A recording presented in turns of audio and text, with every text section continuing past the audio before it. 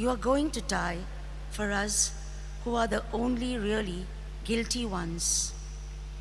My Mother, Virgin of Sorrows, help us to relive those bitter hours which your Son wished to spend on earth, so that we, who were made from a handful of clay, may finally live in the freedom and glory of the children of God. The first station.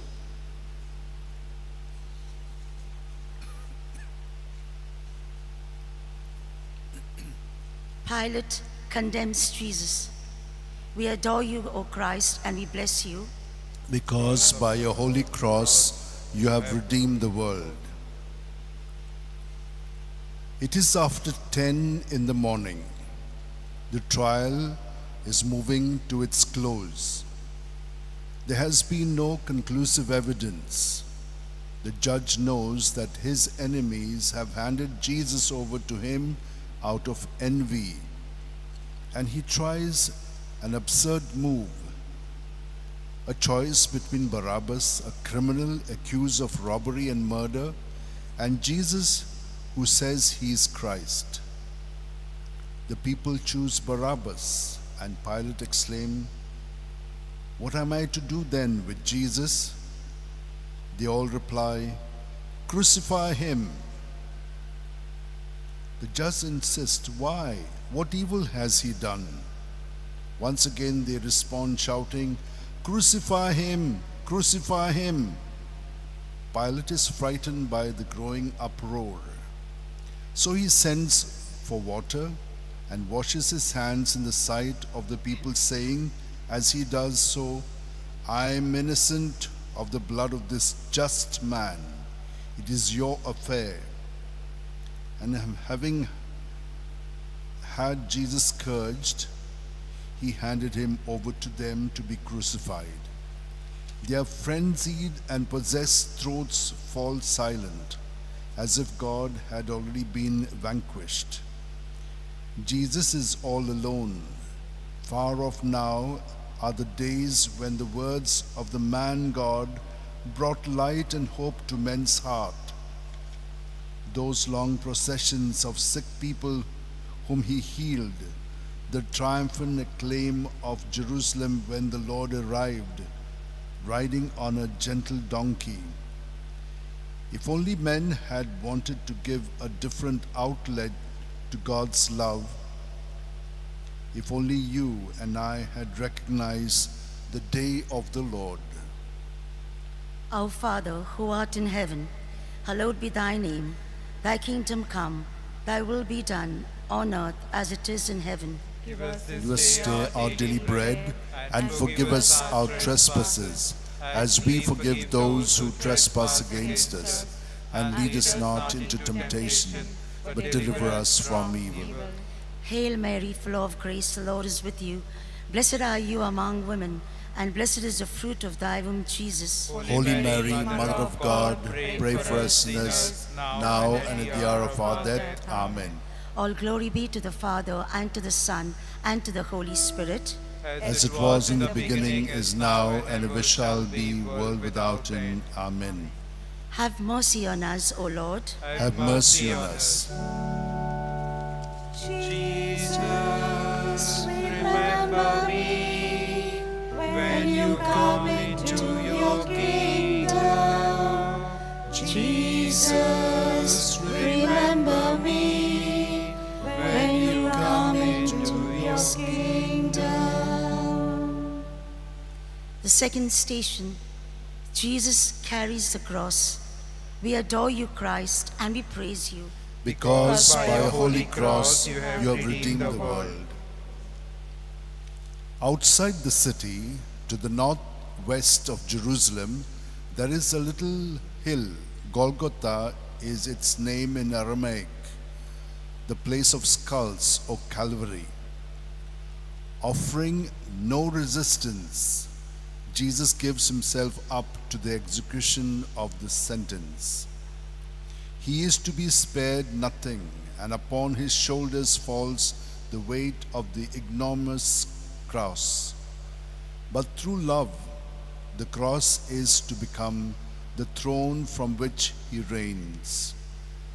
The people of Jerusalem and those from abroad who have come for the Passover push their way through the city streets to catch a passing glimpse of Jesus of Nazareth, the King of the Jews.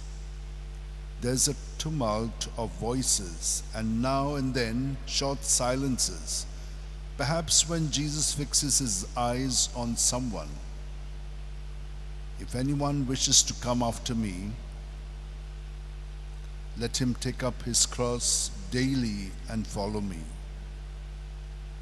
How lovingly Jesus embraces the wood which is to bring him to death. It is not true that as soon as you cease to be afraid of the cross, of what people call the cross, when you set your will to accept the will of God, then you find happiness, and all your worries, all your sufferings, physical or moral, pass away. Truly, the cross of Jesus is gentle and lovable. There, sorrows cease to count. There is only the joy of knowing that we are co-redeemed by him. Our Father, who art in heaven, hallowed be thy name. Thy kingdom come, thy will be done, on earth as it is in heaven. Give us this day our daily bread, and forgive us our trespasses, as we forgive those who trespass against us. And lead us not into temptation, but deliver us from evil. Hail Mary, full of grace, the Lord is with you. Blessed are you among women, and blessed is the fruit of thy womb, Jesus. Holy Mary, Mother of God, pray for us sinners, now and at the hour of our death. Amen. All glory be to the Father, and to the Son, and to the Holy Spirit. As it was in the beginning, is now, and ever shall be, world without end. Amen. Have mercy on us, O Lord. Have mercy on us. Jesus, remember me when you come into your kingdom. Jesus, remember me when you come into your kingdom.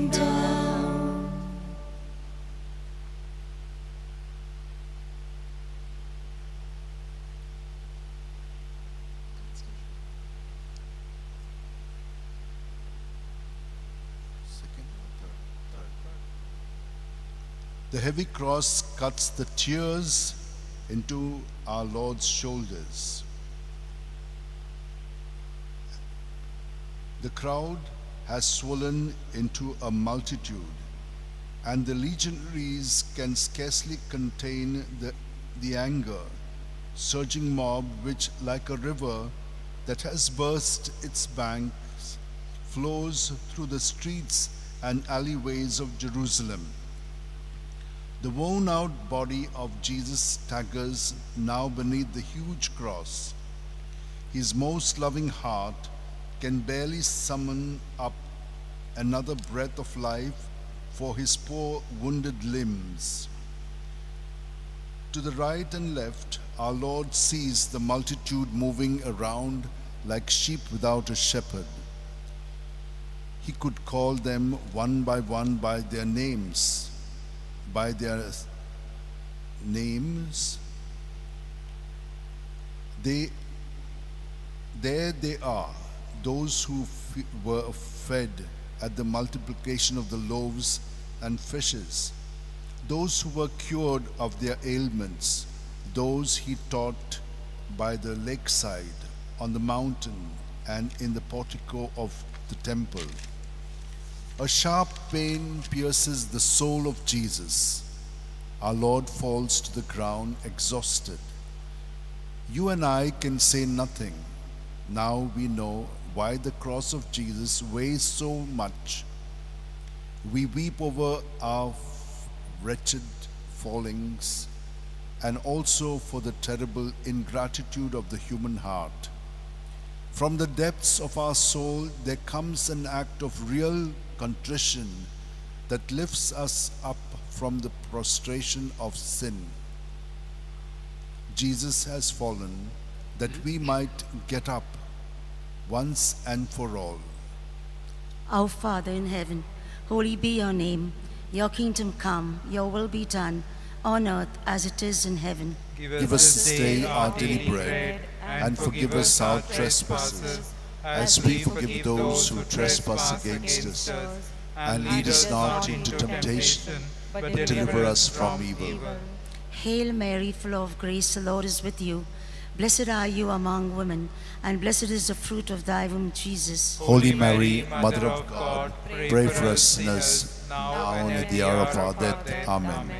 All glory be to the Father, and to the Son, and to the Holy Spirit. As it was in the beginning, is now, and ever shall be, world without end. Amen. Have mercy on us, O Lord. Have mercy on us.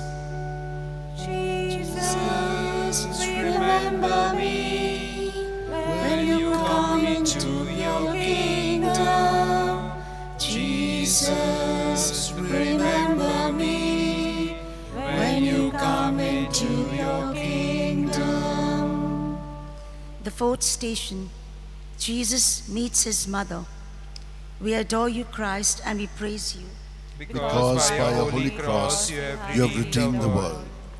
No sooner has Jesus risen from his first fall than he meets his blessed mother, standing by the wayside where he is passing. With immense love, Mary looks at Jesus, and Jesus at his mother. Their eyes meet, and each heart pours into the other its own deep sorrow.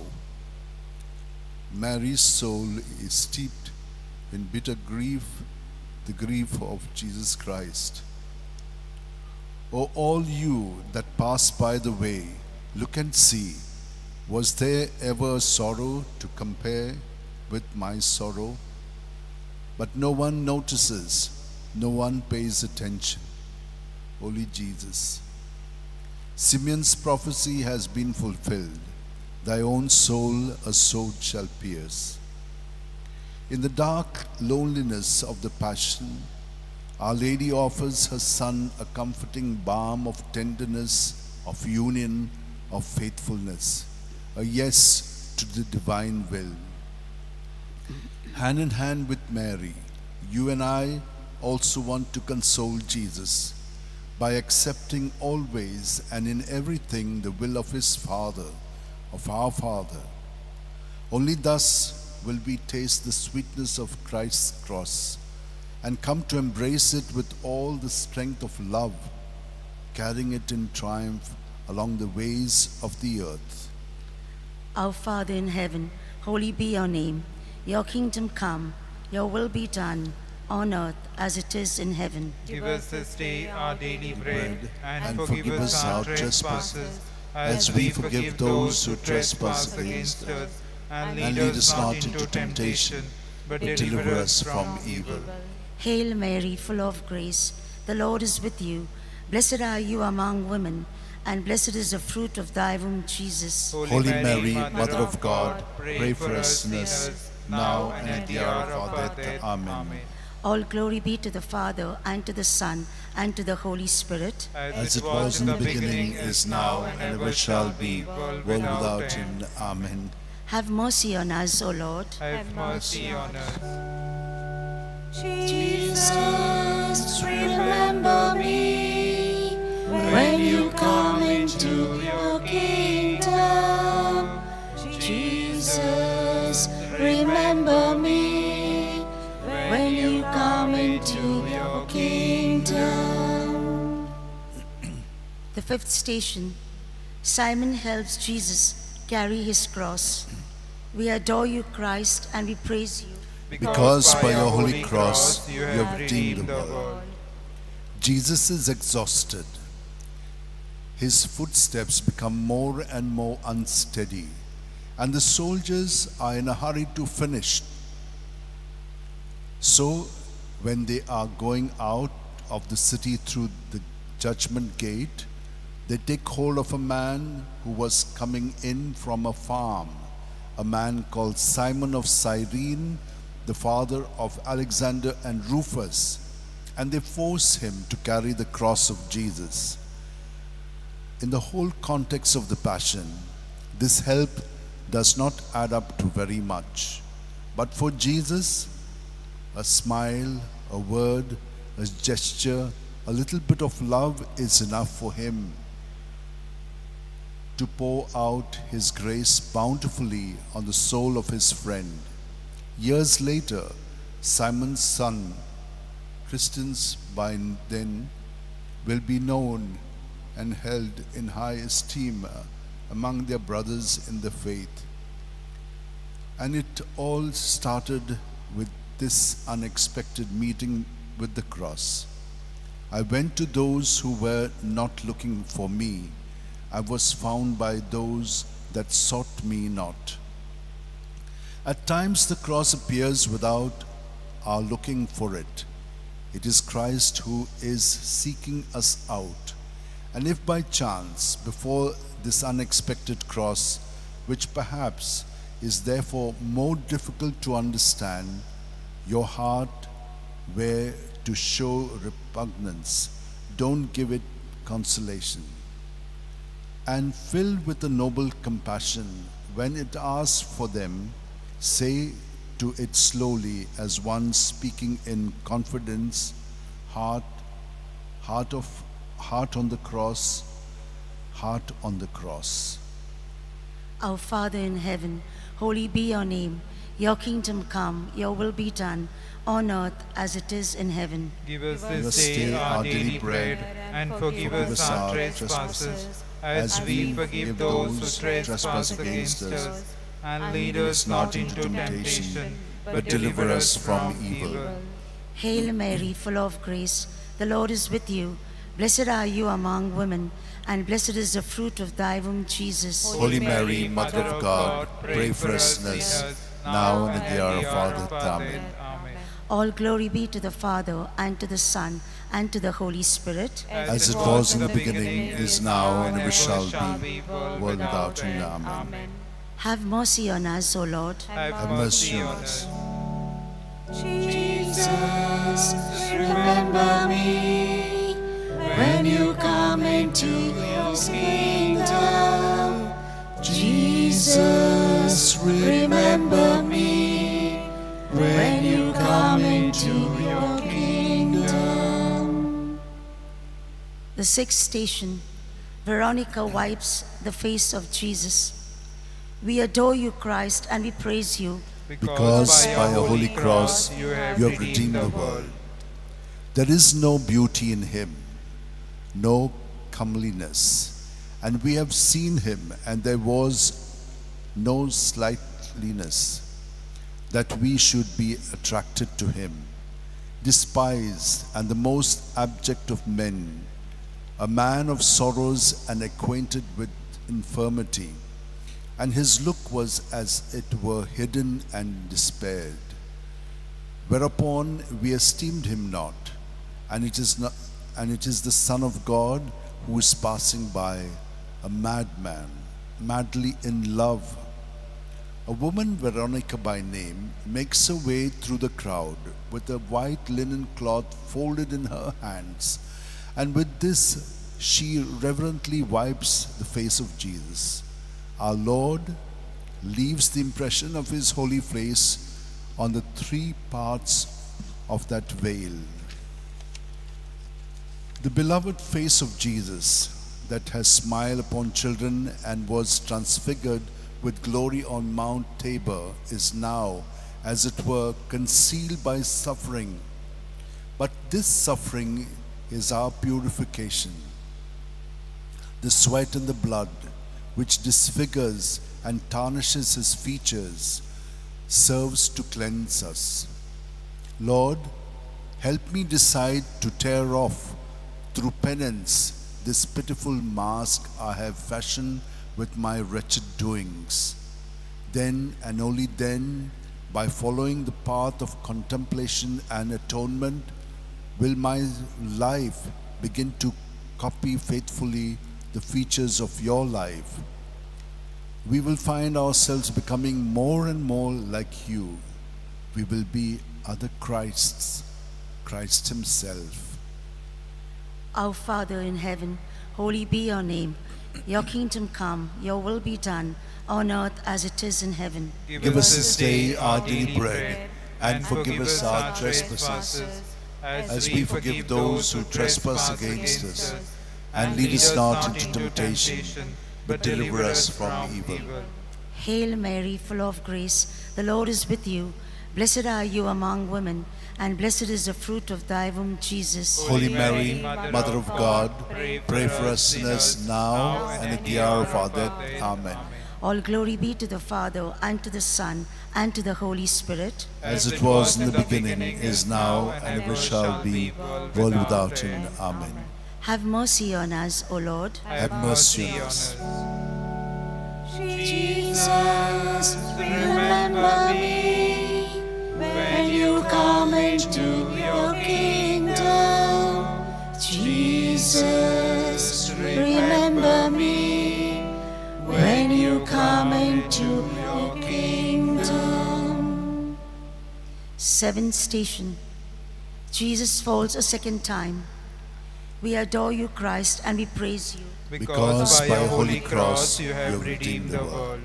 Outside the walls of the city, the body of Jesus again gives way through weakness, and he falls a second time amidst the shouts of the crowd and the rolling handling of the rough handling of the soldiers. Infirmity of body and bitterness of soul have caused Jesus to fall again. All the sins of men, mine too, weigh down on his sacred humanity. He has borne our infirmities and carried our sorrows, and we have taken him for a leper and as one struck by God and afflicted. But he was wounded for our iniquities and bruised for our sins. On him fell the punishment that brought us salvation, and by his wounds we have been healed. Jesus stumbles, but his fall lifts us up. His death brings us back to life. To our falling again and again into evil, Jesus responds with his determination to redeem us with an abundance of forgiveness. And so that no one may despair, again he wearily raises himself, embracing the cross. May our stumbles and defeats separate us from him no more. Just as a feeble child throws itself contritely into the strong arms of its father, you and I will hold tightly to the yoke of Jesus. Only a contrite and humility like this can transform our human weakness into the fortitude of God. Our Father in heaven, holy be your name. Your kingdom come, your will be done, on earth as it is in heaven. Give us this day our daily bread, and forgive us our trespasses, as we forgive those who trespass against us. And lead us not into temptation, but deliver us from evil. Hail Mary, full of grace, the Lord is with you. Blessed are you among women, and blessed is the fruit of thy womb, Jesus. Holy Mary, Mother of God, pray for us sinners, now and at the hour of our death. Amen. All glory be to the Father, and to the Son, and to the Holy Spirit. As it was in the beginning, is now, and ever shall be, world without end. Amen. Have mercy on us, O Lord. Have mercy on us. Jesus, remember me when you come into your kingdom. Jesus, remember me when you come into your kingdom. The eighth station. Jesus meets the women of Jerusalem.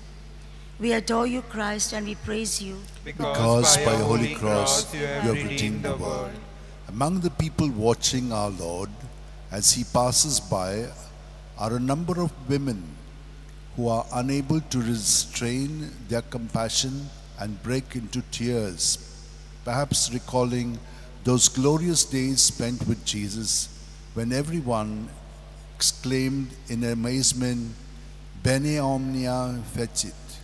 He has done all things well.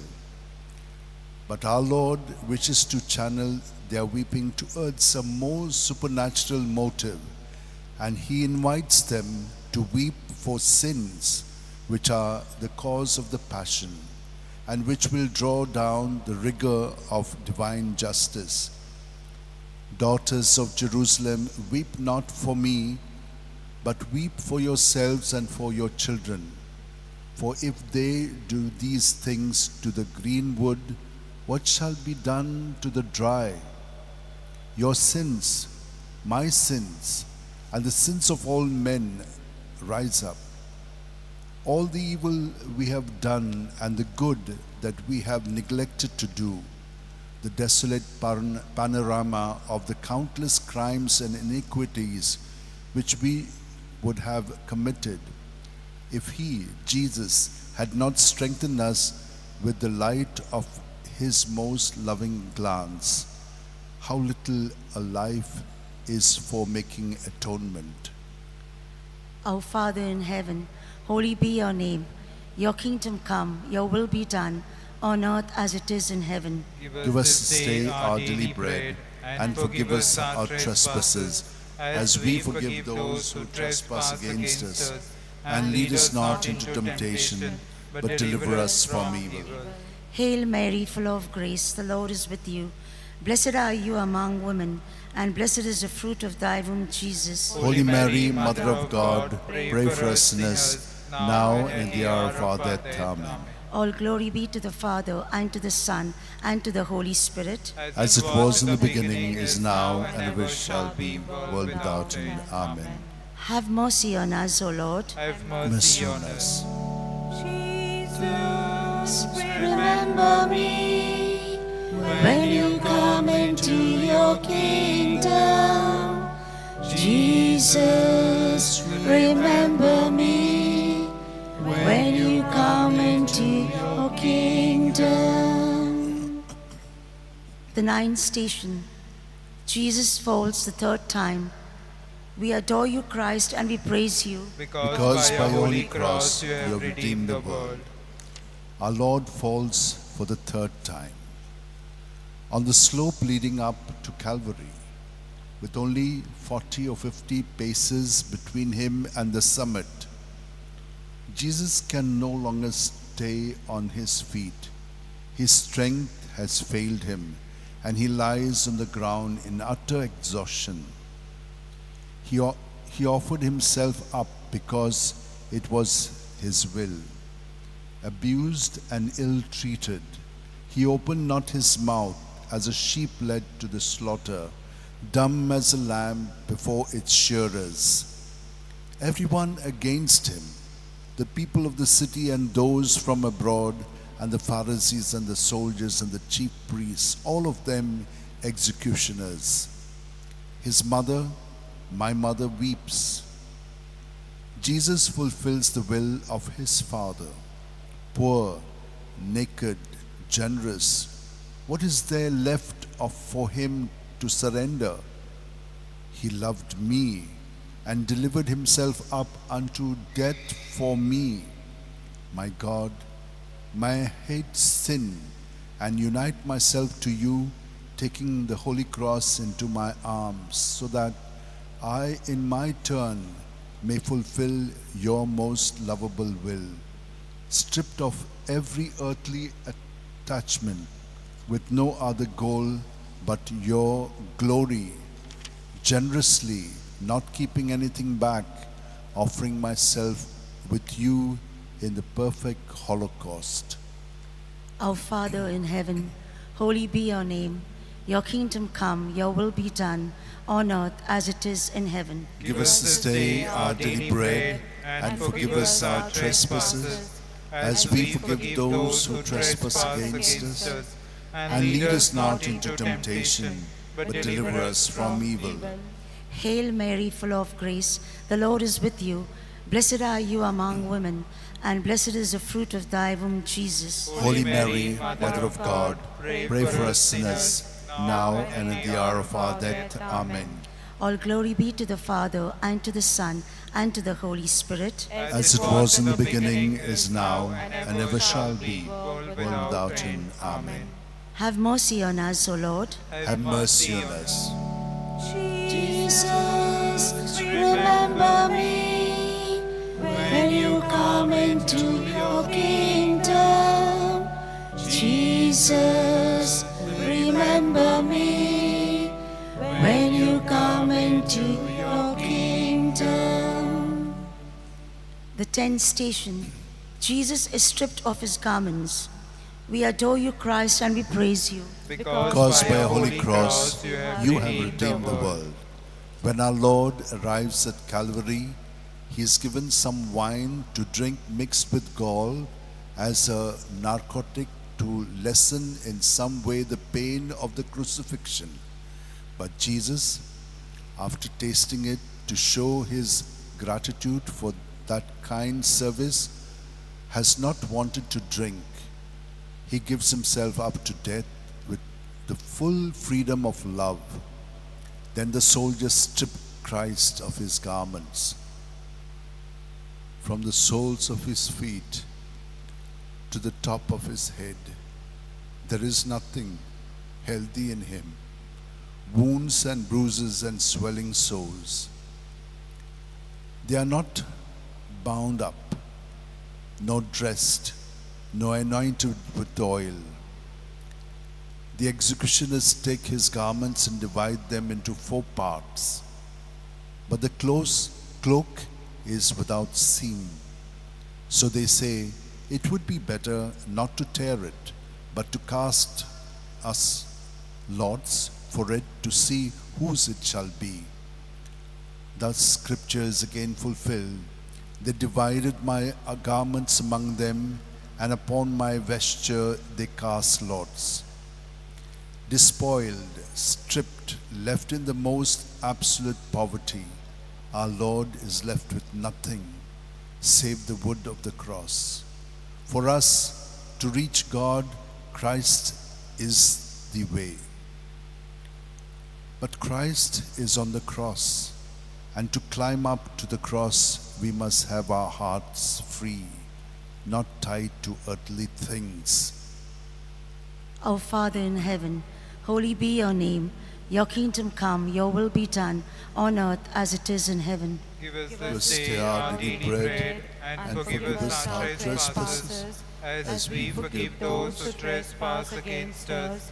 And lead us not into temptation, but deliver us from evil. Hail Mary, full of grace, the Lord is with you. Blessed are you among women, and blessed is the fruit of thy womb, Jesus. Holy Holy Mary, Mother of God, pray pray for us sinners, now and at the hour of our death. Amen. All glory be to the Father, and to the Son, and to the Holy Spirit. As it was in the beginning, is now, and ever shall be, world without end. Amen. Have mercy on us, O Lord. Have mercy on us. Jesus, remember me when you come into your kingdom. Jesus, remember me when you come into your kingdom. 11th station. Jesus is nailed to the cross. We adore you, Christ, and we praise you. Because by a holy cross you have redeemed the world. Now they are crucifying our Lord, and with him 2 thieves, one on his right and one on his left. Meanwhile, Jesus says, Father, forgive them, for they do not know what they are doing. It is love that has brought Jesus to Calvary. And once on the cross, all his gestures and all his words are of love, a love both calm and strong. With a gesture befitting an eternal priest, without father or mother, without lineage, he opens his arms to the whole human race. With the hammer blows with which Jesus is being nailed, there resounds the prophetic words of Holy Scripture. They have pierced my hands and feet. I can count all my bones, and they stare and gloat over me. My people, what have I done to thee? Or in what have I saddened thee? Answer me. And we, our soul rent with sorrow, say to Jesus in all sincerity, I am yours, and I give my whole life to you. Gladly do I nail myself to your cross, ready to be in the crossroads of this world, a soul dedicated to you, to your glory, to the work of redemption, the co-redemption of the whole human race. Our Father in heaven, holy be your name. Your kingdom come, your will be done, on earth as it is in heaven. Give us this day our daily bread, and forgive us our trespasses, as we forgive those who trespass against us. And lead us not into temptation, but deliver us from evil. Hail Mary, full of grace, the Lord is with you. Blessed are you among women, and blessed is the fruit of thy womb, Jesus. Holy Mary, Mother of God, pray for us sinners, now and at the hour of our death. Amen. All glory be to the Father, and to the Son, and to the Holy Spirit. As it was in the beginning, is now, and ever shall be, world without end. Amen. Have mercy on us, O Lord. Have mercy on us. Jesus, remember me when you come into your kingdom. Jesus, remember me when you come into your kingdom. The 12th station. Jesus dies on the cross. We adore you, Christ, and we praise you. Because by a holy cross you have redeemed the world. We'll pause for a few seconds here.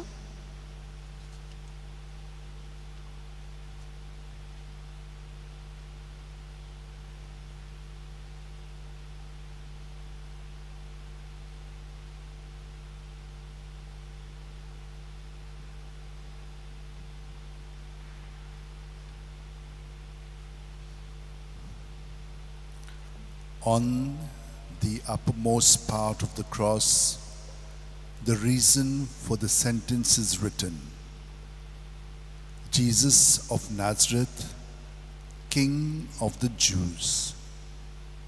And all who pass by insult him and jeer at him.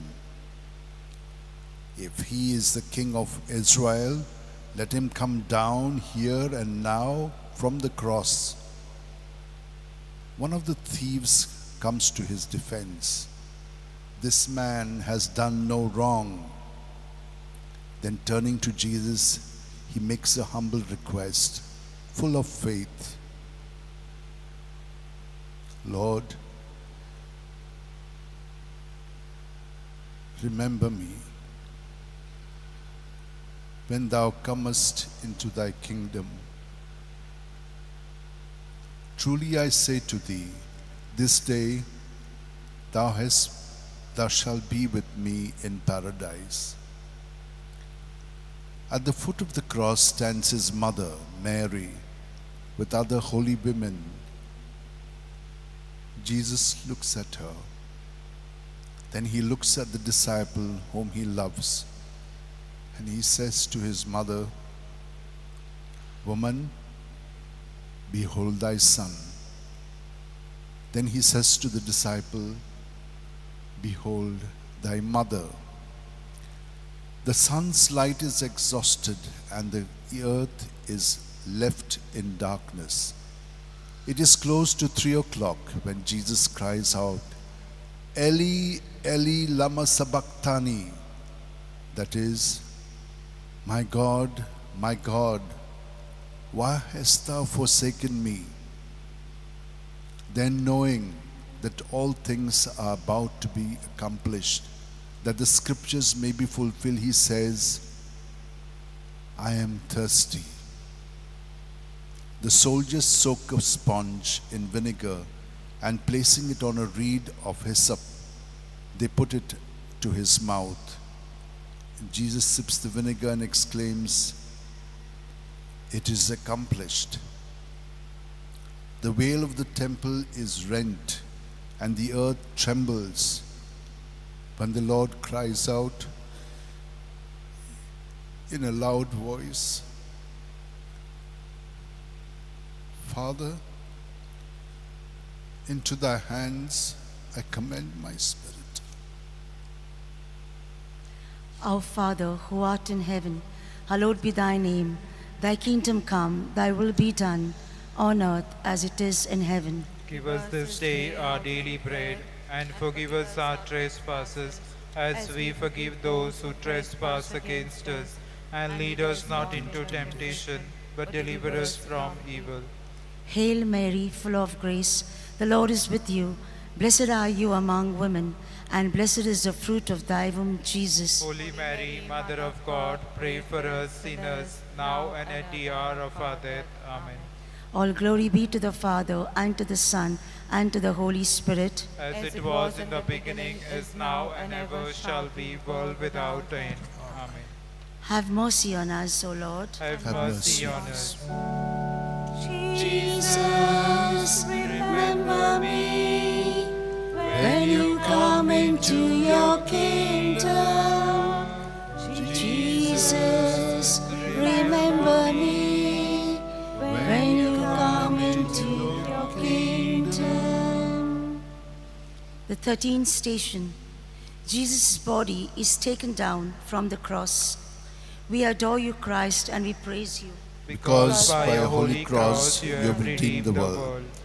Mary stands by the cross, engulfed in grief, and John is beside her. But it is getting late, and the Jews press for our Lord to be removed from there. Having obtained from Pilate the permission required by a Roman law for the burial of the condemned prisoner, there comes to Calvary a council named Joseph, a good and upright man, a native of Arimathea.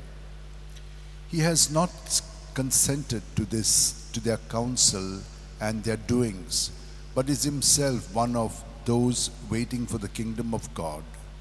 With him too comes Nicodemus, the same who earlier visited Jesus by night. He brings with him a mixture of myrrh and aloes, about 100-pound weight.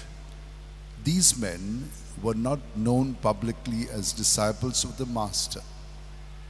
They had not been present at the great miracles, nor did they accompany him on his triumphal entry into Jerusalem. But now, when things have turned bad, when the others have fled, they are not afraid to stand up for their Lord. Between the two of them, they take down the body of Jesus and place it in the arms of his most holy mother. Mary's grief is renewed. Where was thy beloved gone, O fairest of women? Where has he whom thou lovest gone? And he will seek him, and we will seek him with thee. The Blessed Virgin is our mother, and we do not wish to, we cannot leave her alone. Our Father in heaven, holy be your name. Your kingdom come, your will be done, on earth as it is in heaven. Give us this day our daily bread, and forgive us our trespasses, as we forgive those who trespass against us. And lead us not into temptation, but deliver us from evil. Hail Mary, full of grace, the Lord is with you. Blessed are you among women, and blessed is the fruit of thy womb, Jesus. Holy Mary, Mother of God, pray for us sinners, now and at the hour of our death. Amen. All glory be to the Father, and to the Son, and to the Holy Spirit. As it was in the beginning, is now, and ever shall be, world without end. Amen. Have mercy on us, O Lord. Have mercy on us. Jesus, remember me when you come into your kingdom. Jesus, remember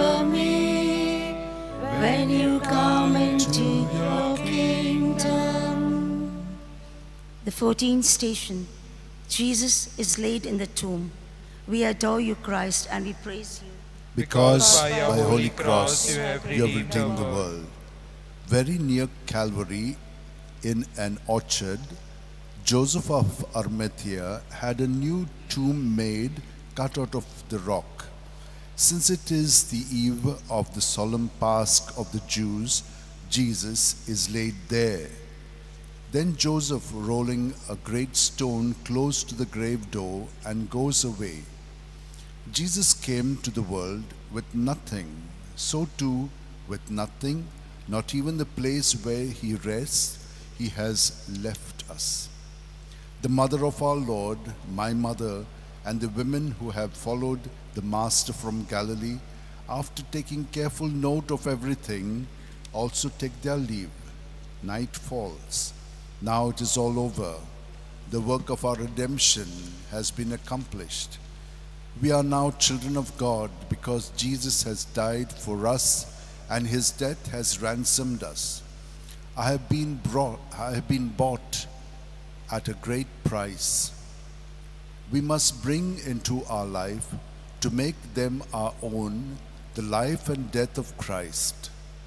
We must die through mortification and penance, so that Christ may live in us through love, and then follow in the footsteps of Christ with a zeal to co-redeem all humankind.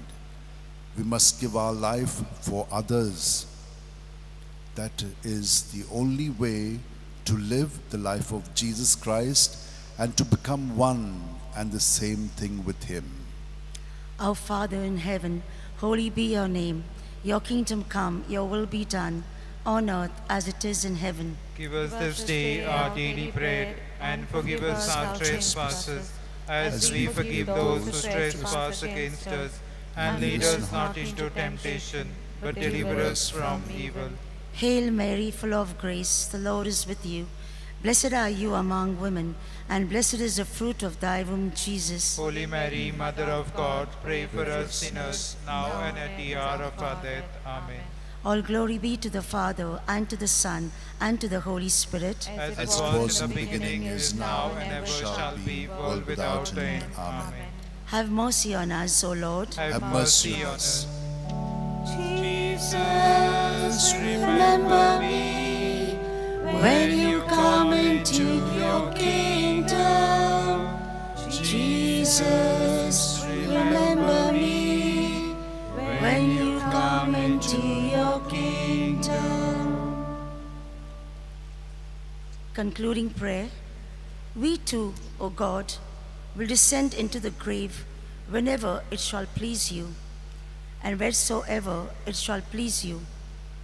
Let your just decrees be fulfilled. Let our sinful bodies return to their parent dust, but in your great mercy receive our immortal souls. And when our bodies have risen again, place them likewise in your kingdom, that we may love and bless you forever and ever. Amen. We'll all say the one Our Father, Hail Mary, for the intention of the Holy Father. For Pope April 26, Pope Leo XIV has requested prayers for priests who are experiencing a personal crisis in their vocation. The intention urges Catholics to support priests facing loneliness, doubt, or exhaustion, asking communities to provide compulsory and understanding. Our Father in heaven, holy be your name. Your kingdom come, your will be done on earth as it is in heaven. Give us this day our daily bread, and forgive us our trespasses, as we forgive those who trespass against us. And lead us not into temptation, but deliver us from evil. Hail Mary, full of grace, the Lord is with you. Blessed are you among women, and blessed is the fruit of thy womb, Jesus. Holy Mary, Mother of God, pray for us sinners, now and at the hour of our death. Amen. All glory be to the Father, and to the Son, and to the Holy Spirit. As it was in the beginning, is now, and ever shall be, world without end. Amen. Take one last sing. H1, H1, we hail thee.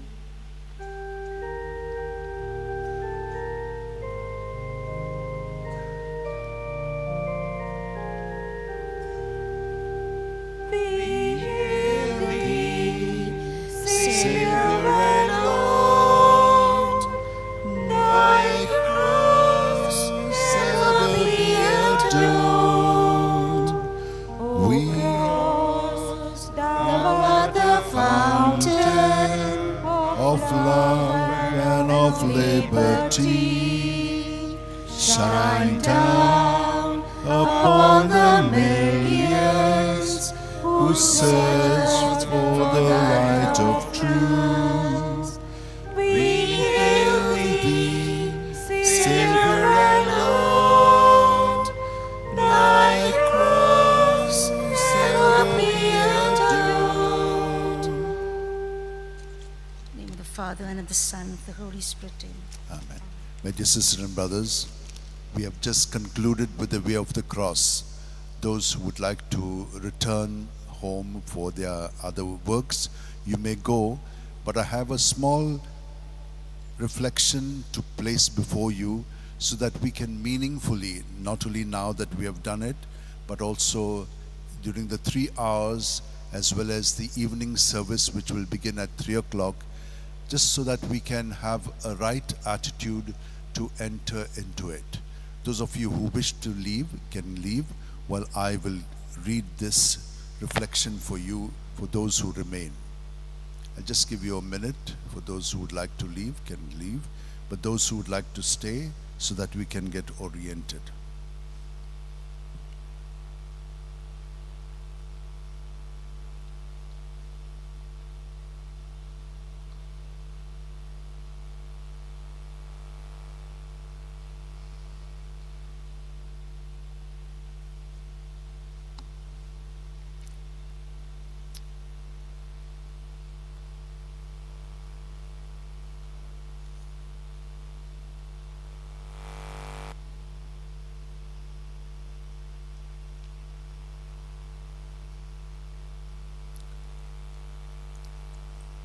This excerpt, which I'm going to read to you as a reflection, is taken from Sir Edward, and the book is called No Greater Love, a Biblical Walk Through Christ's Passion.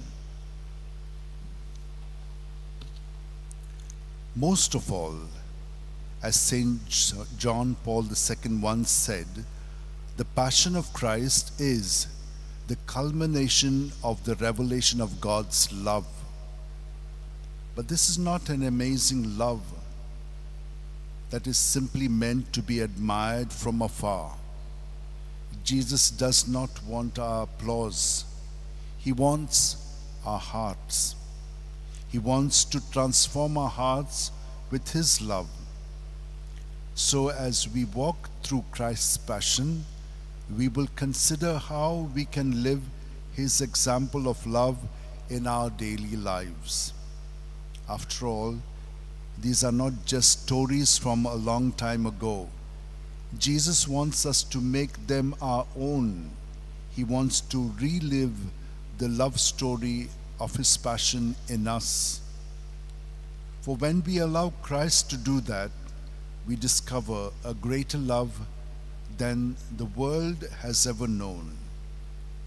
Indeed, as Jesus Himself said, greater love has no man than this, that a man lay down his life for his friends. John 15:13. Where the passion got its name, have you ever wondered why Christians describe the events leading up to Jesus' death on Good Friday as the Passion of Christ? On a basic level, the English word passion is derived from the Latin word passio, meaning suffering. The expression, therefore, came to describe the afflictions Christ endured for our sins in the last day of His life. In our modern era, some have seen an additional meaning. Today, the word passion in English can describe an intense feeling or emotion.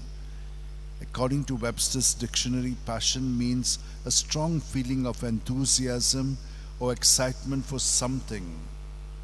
Along these lines, people sometimes describe themselves as doing something passionately, with all their heart, with full commitment, drive, and purpose.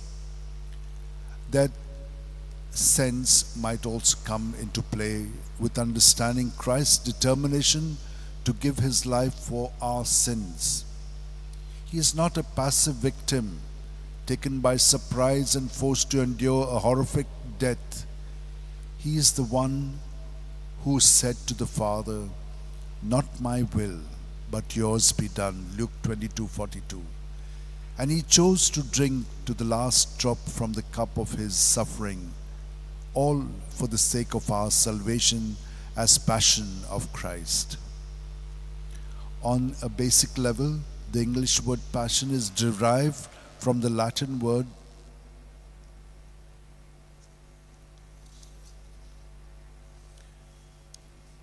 more than suffering. Sometimes when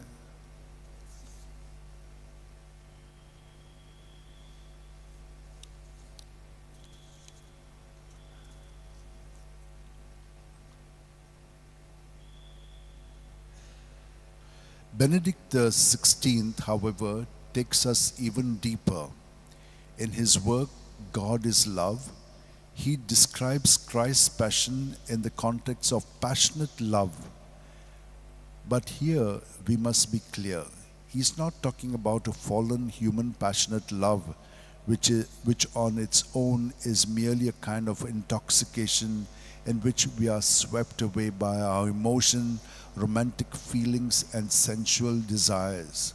Such a love is inward looking, focusing primarily on one's own feelings and desires, on what I get out of the other person. Such a self-centered love cannot endure. God does have a passionate love for his people. He is a lover with all the passion of true love. Pope Benedict says, by his passionate love for the human family expresses itself in a higher form of love summed up by the Greek word agape, which is total, committed self-sacrifice or sacrificial love. Agape is outward looking, seeking what is best for the other person and even willing to suffer and sacrifice for that person's good. Think about how agape love is seen most perfectly in God's love for us. Even though we turn away from God in sin, and even though according to justice we have been separated from God and have a debt to pay for our sins, God's passionate love drove him to become one of us and to pay that debt on our behalf.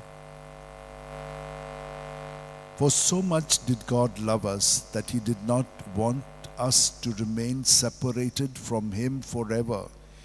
He went to every measure to seek us out. He even was willing to become one of us and die for us so that we could be reunited with him. As Benedict XVI explains, God's passionate love for his people is so great that it turns God against himself, his love against his justice. So great is God's love for man that by becoming a man, he follows him even unto death, and so reconciles justice and love. Think of the passion of Christ as the sufferings Jesus endures for our sins. Think of it as passionate determination to reconcile us to himself. But Benedict XVI invites us to think of it also as the passion of a lover.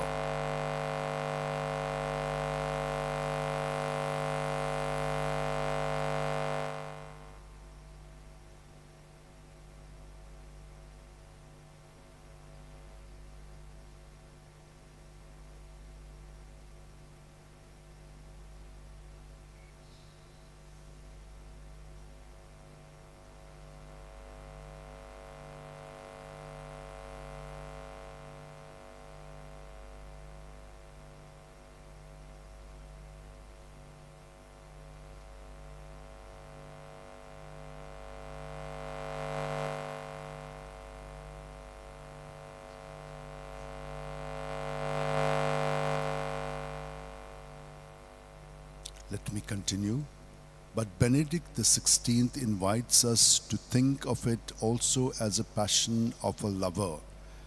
God's passionate love for his people expresses itself as agape, as Jesus loves us so much. He is willing to enter our suffering and sacrifice himself for our sins. And he wants our hearts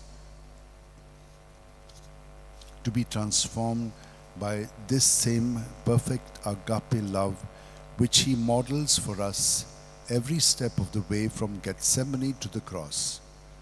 More than suffering, sometimes when Christians think about Christ's sacrifice on the cross, they focus primarily on the sufferings he endured. Catholic tradition, however, emphasizes that Christ's love is what gives the cross its redeeming value. Certainly, it is a total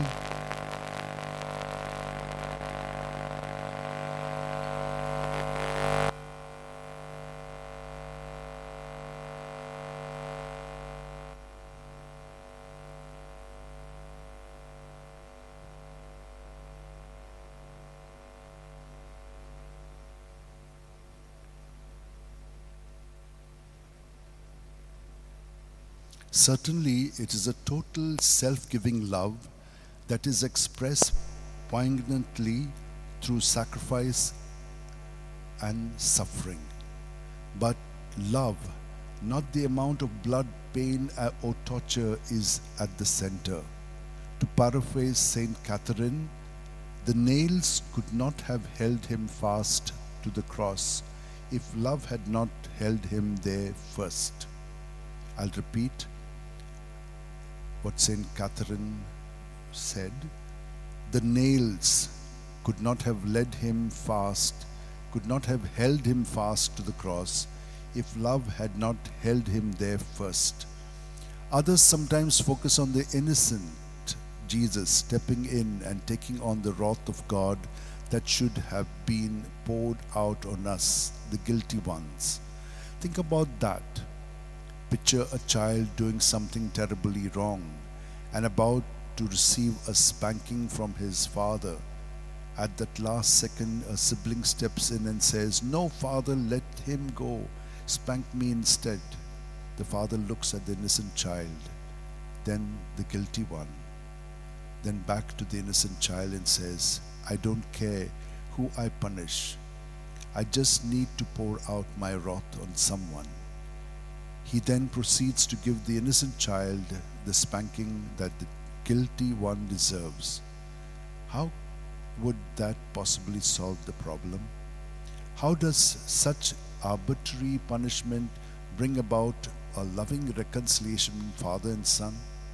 Similarly, a God who punishes the innocent instead of the guilty would not be a God of mercy or justice. St. John Paul II once explained that what gives the cross its redemptive value is not the material fact that an innocent person has suffered the chastisement deserved by the guilty and that justice has thus been in some way satisfied. Rather, the saving power of the cross comes from the fact that the innocent Jesus, out of pure love, entered into solidarity with the guilty and thus transformed their situation from within. In other words, what makes the cross redemptive is not the fact that punishment has been inflicted on an innocent victim or that God's anger has been appeased. Rather, at the heart of the saving power of the cross is Christ's unique total self, his total gift of himself in love.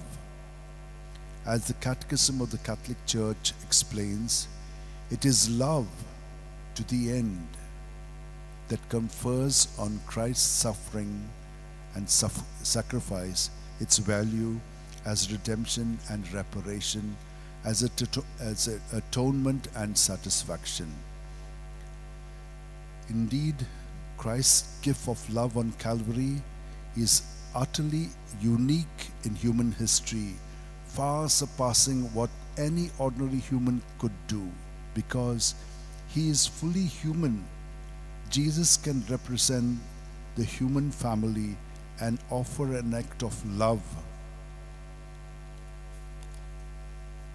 The Father on our behalf. Because Jesus is also fully divine, his act of love takes on infinite value and can bridge the infinite gap between us and God that was caused by our sin. As Saint Bernard of Clairvaux is often attributed as saying, the smallest drop of Christ's blood would have been enough to have redemption for the whole humankind. That is why only Christ's sacrificial gift of love can reconcile us to the Father. My dear sisters and brothers, I think this is a deep reflection for us to understand what it means, the sufferings and passion of Christ for each one of us. I know this is quite heavy, but it is the fact how Jesus has taken upon himself all our sin, identified with us, and reconciled us to the Father. Because God does not want himself to be separated through our moving away from him. Because he has identified himself with us. We are made in his own likeness and image. And our sin only tears his heart apart. My dear sisters and brothers, we know when we love someone how we feel, how discouraged we feel. But our love is all self-centered love. What is there in that for me? But in his love, he's centered on the other. He's centered on us. And may we remain open to understand this mystery, because by our own human understanding we will not get this. That's why we need to spend time in just quiet prayer so that God with his Spirit can enlighten us about it. And know one thing. It is in the measure that we experience God's love. It is in the measure that we experience God's love that we will be able to love the other with his love. Otherwise, it is only our love. And that's why we are very discouraged. We are torn apart. We feel so frustrated with love. And all our songs in the world are only that. There are very few who will touch upon this love of God. Imagine 2000 years and very few have understood this love. But God still continues to love us, whether we have understood it or not. And he has redeemed us by his precious blood. All we have to do is acknowledge our sinfulness. And all of us can do that, but we are afraid of our sins. We are afraid to tell the priest, I've done this. I've been in Italy in my 2 years when I went for confessions during the Holy Week. These people, they sin left and right, and they don't get afraid, don't feel afraid to tell every one of their sins. Just tell every one of their sins. And they go back again to sinning, and every year they come back. There is also need of reparation, to come to an understanding, to be convinced, not to remain at that same level. And when we do, then we will be identified with him and we'll become saints like Saint Francis Xavier, who understood it. Then he was an alto Christus, ready to sacrifice himself. He didn't care about his food or drink or where he slept. Coming from a place where he had everything, and he came to us and he sacrificed for Jesus to be known and loved by us. I pray that all of us will have this experience. I wish to invite you to join your hands, close your eyes.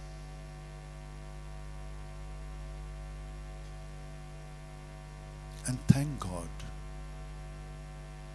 Thank Him for everything. So many things God has given you bountifully, and you're focusing on the small few things that you have not received, disappointed, discouraged because you have not been able to love others. But this all at that level. Whatever level it may be, just be aware of it and keep surrendering it to Him at every breath out. As you breathe out in Jesus' name, just empty every thought, every feeling, past, present, and future. And when you breathe in, you're refreshed with His presence. Know that you don't remain the same, but we do not allow ourselves to be renewed in Jesus, to be transformed by His presence, to be reformed and conformed to Him. That is where sin is holding us. Let it go.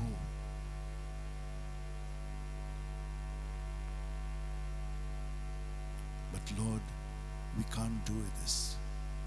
It's only with your grace that we will be able to let go and let you take over. Because we are in you, Lord. We are members of your body, little specks in your huge presence. When we look at the earth, what are we? But when we look at the cosmos, the whole galaxy of stars, like our sun is one of those solar systems, and there are billions of these throughout.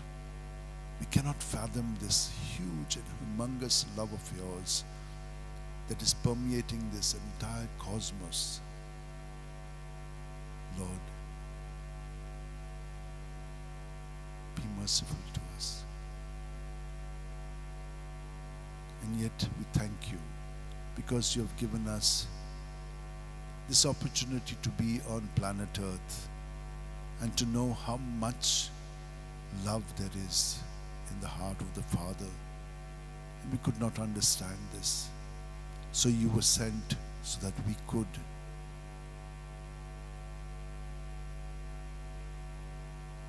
May we all, even if there is a few of us who have understood it, as it was told thousands of years back to Abraham, when Sodom and Gomorrah was going to be burned because of sin. He says, if there's also one person, would you save it? He says, yes.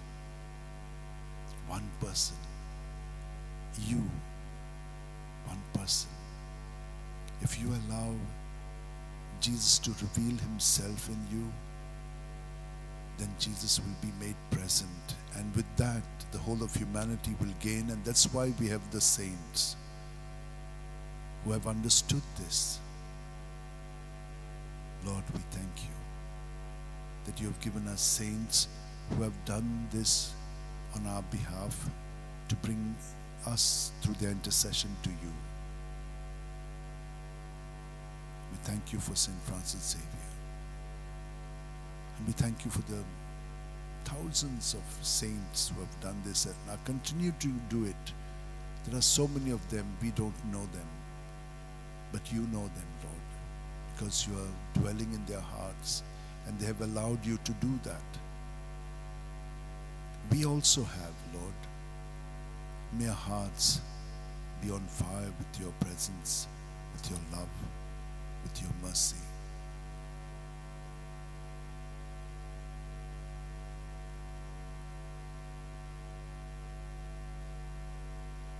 Let us in Jesus bring glory to the Father, because the Father has loved us through His Son Jesus, and in Jesus He wants to reclaim us to Himself.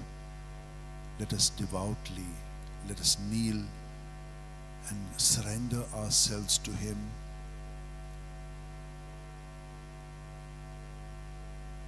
And then we'll glorify God. Repeat after me. Take, O Lord, and receive all my liberty, my memory, my understanding, and my entire will, all that I have and possess. You have given all to me. To you, O Lord, I return it. All is yours.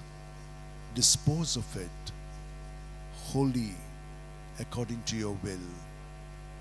Only give me your love and your grace, for that is sufficient for me. Amen. Together, glory to the Father, and to the Son, and to the Holy Spirit, as it was in the beginning, is now, and ever shall be, world without end. Amen. Thank you, my dear sisters and brothers. At 12 o'clock, I'll begin being with Jesus for the 3 hours. The last half an hour, I'll take for the Divine Mercy. We begin the Divine Mercy novena from today, so that next Sunday will be the feast of the Divine Mercy. So we will start with this today. Thank you very much.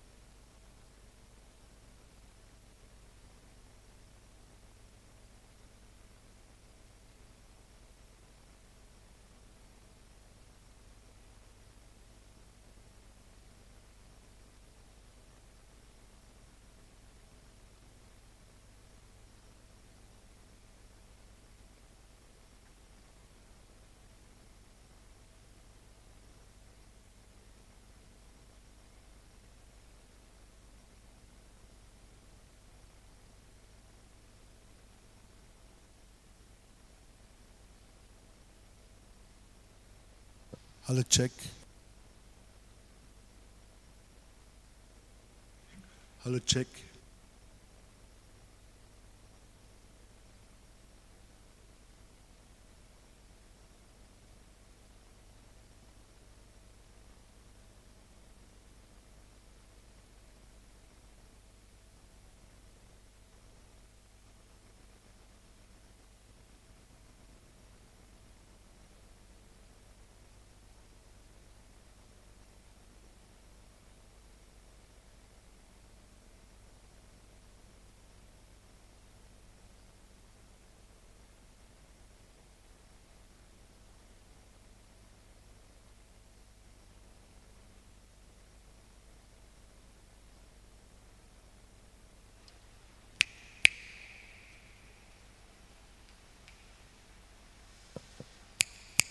Both are on. One.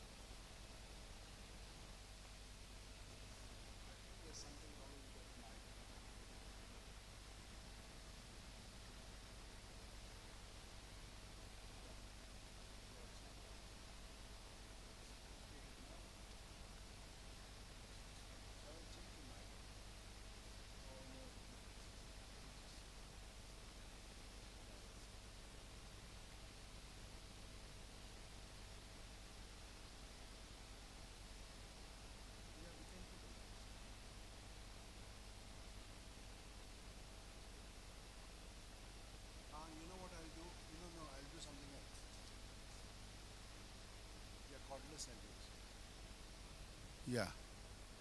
I'll use the cordless. That we can use. Okay. Okay, thank you, brother. Yeah, bye.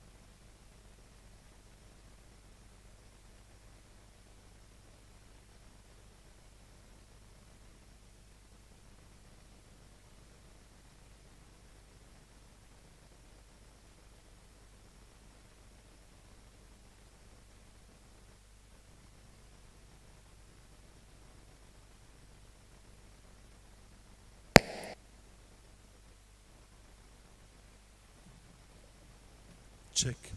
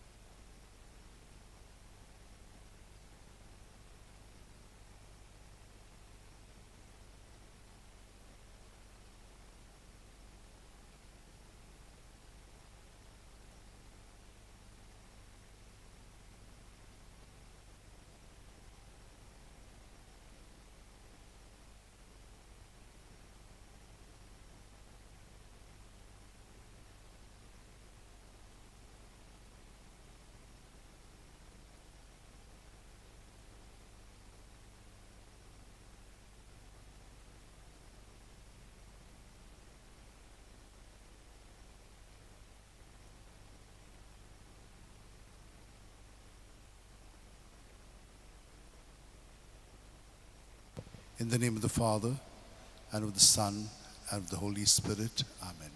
Please be seated. Please be seated. I would like you to join your hands together and place them in your lap. Close your eyes. Keep your back straight.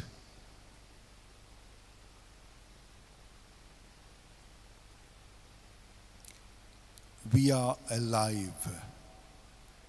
We are living.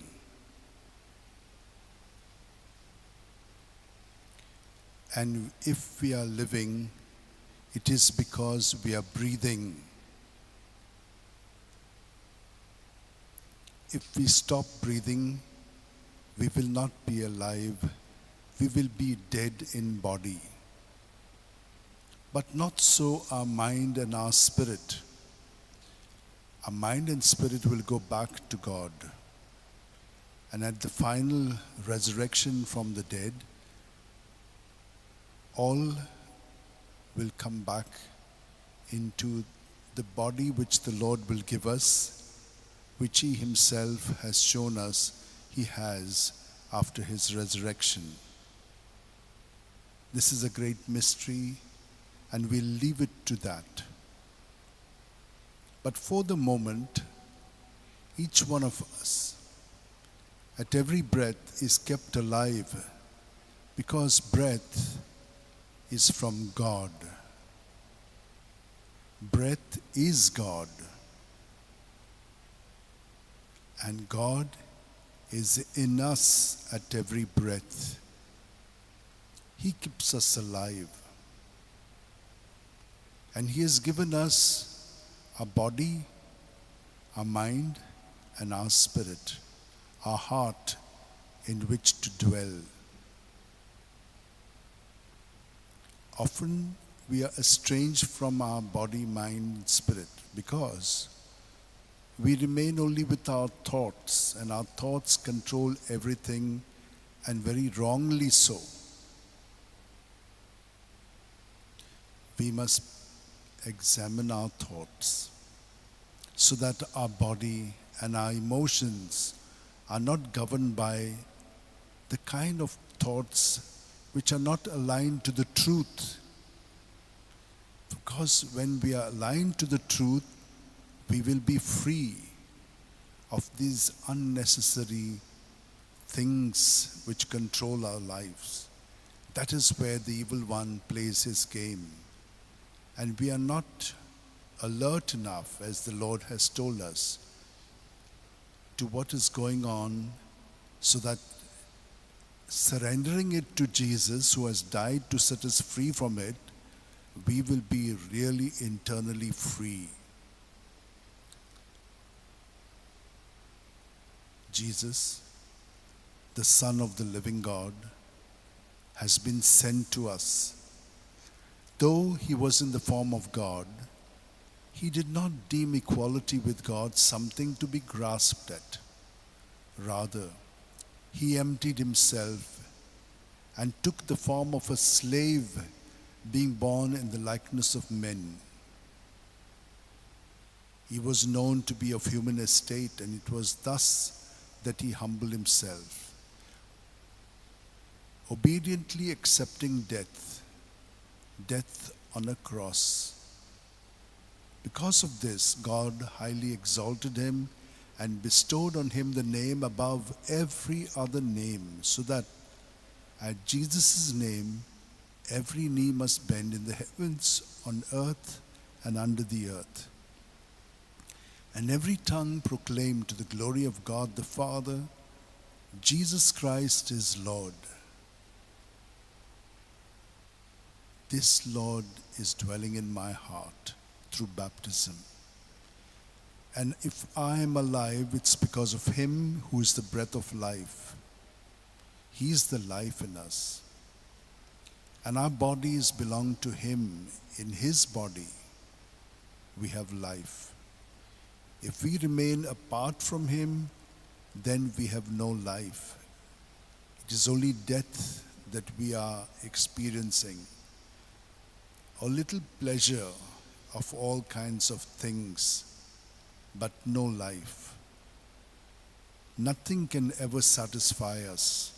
So the great learned man, blessed by God with intelligence, Augustine of Hippo, he said, our hearts cannot rest till they rest in you alone, in Jesus alone.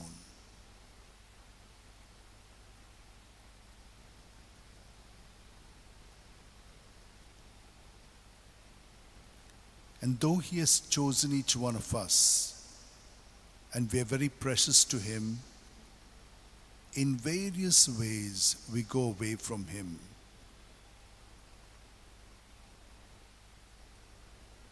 His chosen ones, all of us, do the same. Very subtly we go away from Him.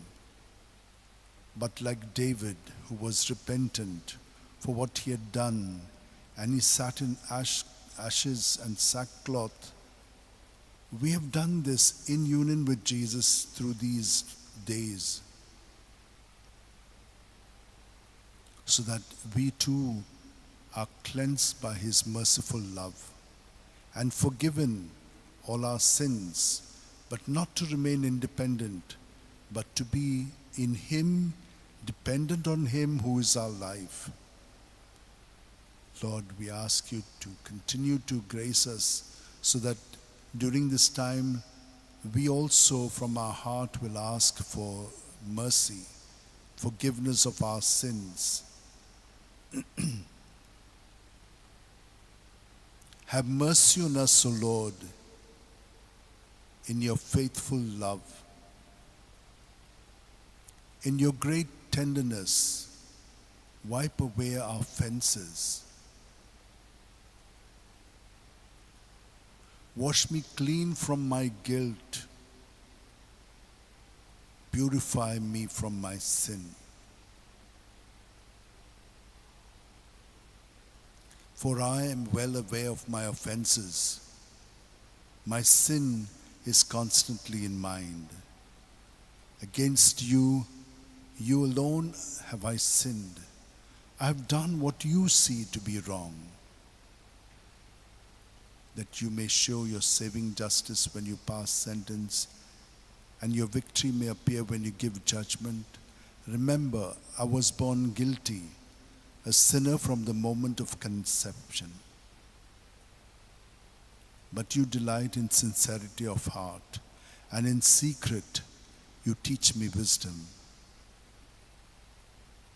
Purify me with hyssop till I am clean. Wash me till I am whiter than snow. Let me hear the sound of joy and gladness, and the bones You have crushed will dance. Turn away Your face from my sin. Wash away all my guilt.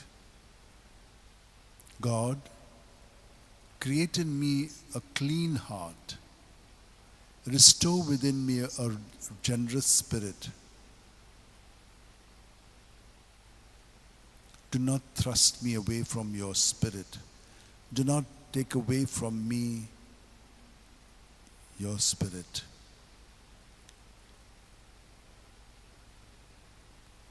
Give me back the joy of Your salvation. Restore in me a generous spirit, and I shall teach the wicked Your paths, and sinners will return to You. Deliver me from bloodshed, God, God of my salvation, and my mouth and my tongue shall acclaim Your saving justice. O Lord, open my lips, and my mouth will speak out Your praise. Sacrifice gives You no pleasure. Burnt offerings You do not desire. Sacrifice to God is a broken spirit. A broken, contrite heart You will not spurn. In Your graciousness, do good to Zion. Rebuild the walls of Jerusalem. Then You will delight in upright sacrifice, whole oblations and burnt offerings, and young bulls will be offered at Your altar.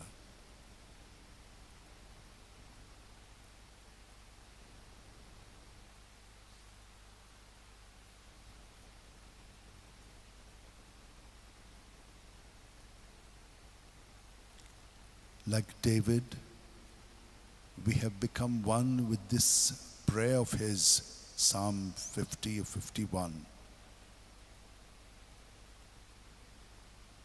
But God is so loving, and He is ever there to set us free.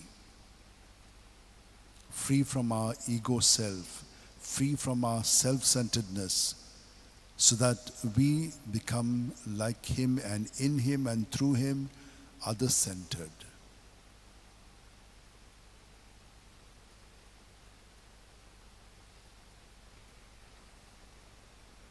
It is in Him that we live, move, and have our being. And He is there all the time for us, to lead us and to guide us.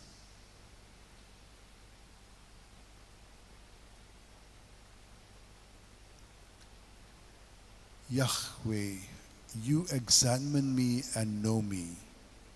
You know when I sit, when I rise. You understand my thoughts from afar. You watch when I walk or lie down. You know every detail of my conduct. A word is not yet on my tongue before which, Yahweh, you know all about it. You fence me in, behind, and in front. You have laid your hand upon me. Such amazing knowledge is beyond me, a height to which I cannot attain. Where shall I go to escape your spirit? Where shall I flee from your presence? If I scale the heavens, you are there. If I lie flat in Sheol, there you are. If I speed away on the wings of the dawn and dwell beyond the ocean, even there your hand will be guiding me, your right hand holding me fast. I will say, let the darkness cover me and the night wrap itself around me. Even darkness to you is not dark, and the night is as bright as the day. You knit me together in my mother's womb. For so many wonders, I thank you. A wonder am I, and all your works are wonders. You knew me through and through. My being held no secret from you when I was being formed in secret, textured in the depths of the earth. Your eyes could see my embryo. In your book, all my days were inscribed. Every one that was fixed is there. How hard for me to grasp your thoughts. How many, God, they are. They are more than the grains of sand. If I come to an end, I'm still with you. If only God, He would kill the wicked. Men of violence, keep away from me. Those who speak blasphemously about you and take no account of your thoughts. Yahweh, do I not hate those who hate you and loathe those who defy you? My hate for them has no limits. I regard them as my own enemies. God, examine me and know my heart. Test me and know my concerns. Make sure that I am not on my way to ruin, but guard me on the way to eternity.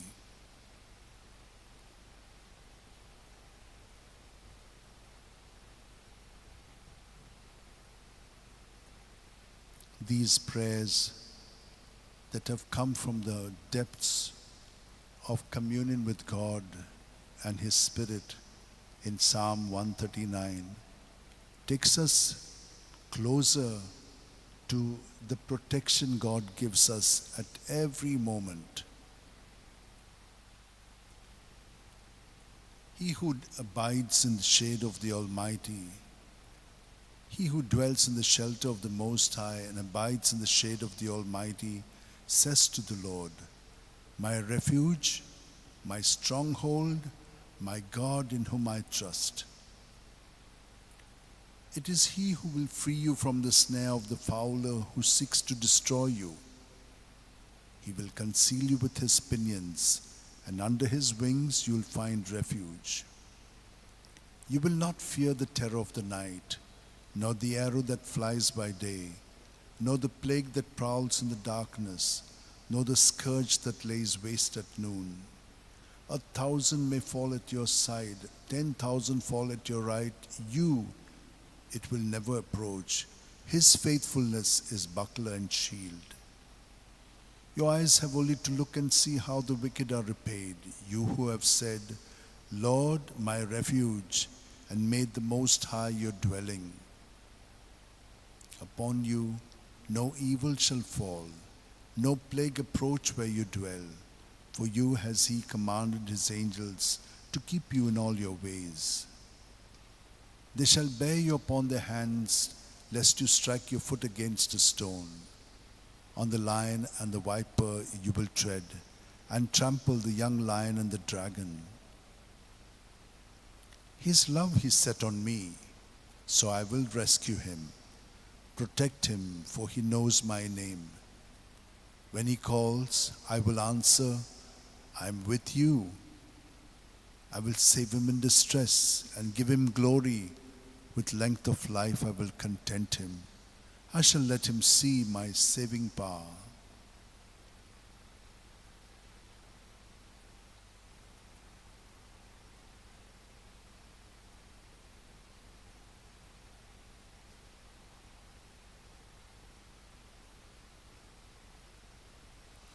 With God protecting us always, let us be grateful to him. Happy indeed is the man who follows not the counsel of the wicked, nor lingers in the way of sinners, nor sits in the company of scorners, but whose delight is the law of the Lord, and who ponders his law day and night. He is like a tree that is planted beside the flowing waters, that yields its fruit in due season, and whose leaves shall never fade, and all that he does shall prosper. Not so are the wicked, not so, for they, like winnowed chaff, shall be driven by the wind. When the wicked are judged, they shall not stand nor find room among those who are just. For the Lord guards the way of the just, but the way of the wicked leads to doom.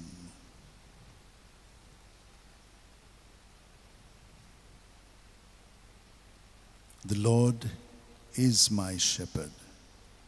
There is nothing I shall want. Fresh and green are the pastures where he gives me repose. Near restful waters he leads me to revive my drooping spirit.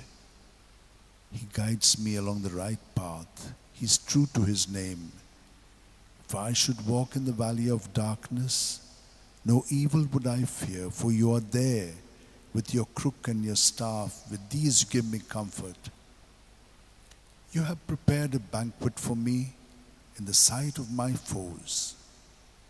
My head you have anointed with oil, my cup is overflowing. Surely goodness and kindness shall follow me all the days of my life. In the Lord's own house shall I dwell forever and ever.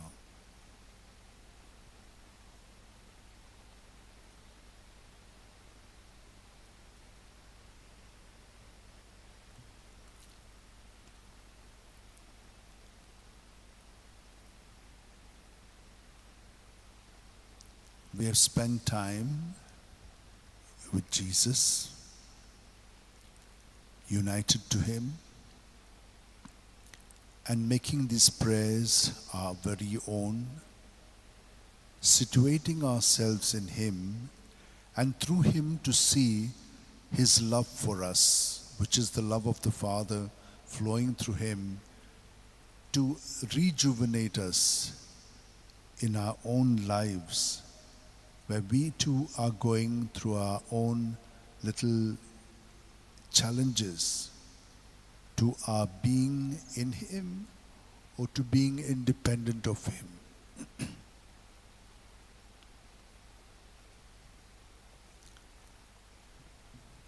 We will follow now from the Word of God the journey of Jesus as we come to this moment for today when we will be celebrating his passion for us.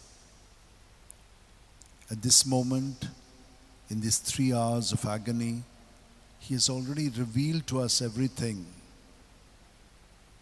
But we will now just accompany him as he accompanies us. When they drew near to Jerusalem and came to Bethphage, to the Mount of Olives, then Jesus sent 2 disciples, saying to them, "Go into the village opposite you, and immediately you will find an ass tied and a colt with her. Untie them and bring them to me. If anyone says anything to you, you shall say, 'The Lord has need of them,' and he will send them immediately." This took place to fulfill what was spoken by the prophet, saying, "Tell the daughter of Zion, behold, your king is coming to you, humble and mounted on an ass, and on a colt, the foal of an ass." The disciples went and did as Jesus had directed them. They brought the ass and the colt and put their garments on them, and he sat thereon. Most of the crowd spread their garments on the road, and others cut branches from the trees and spread them on the road. And the crowds that went before him and that followed him shouted, "Hosanna to the Son of David! Blessed is he who comes in the name of the Lord! Hosanna in the highest!" And when he had entered Jerusalem, all the city was stirred, saying, "Who is this?" And the crowd said, "This is the prophet Jesus from Nazareth of Galilee."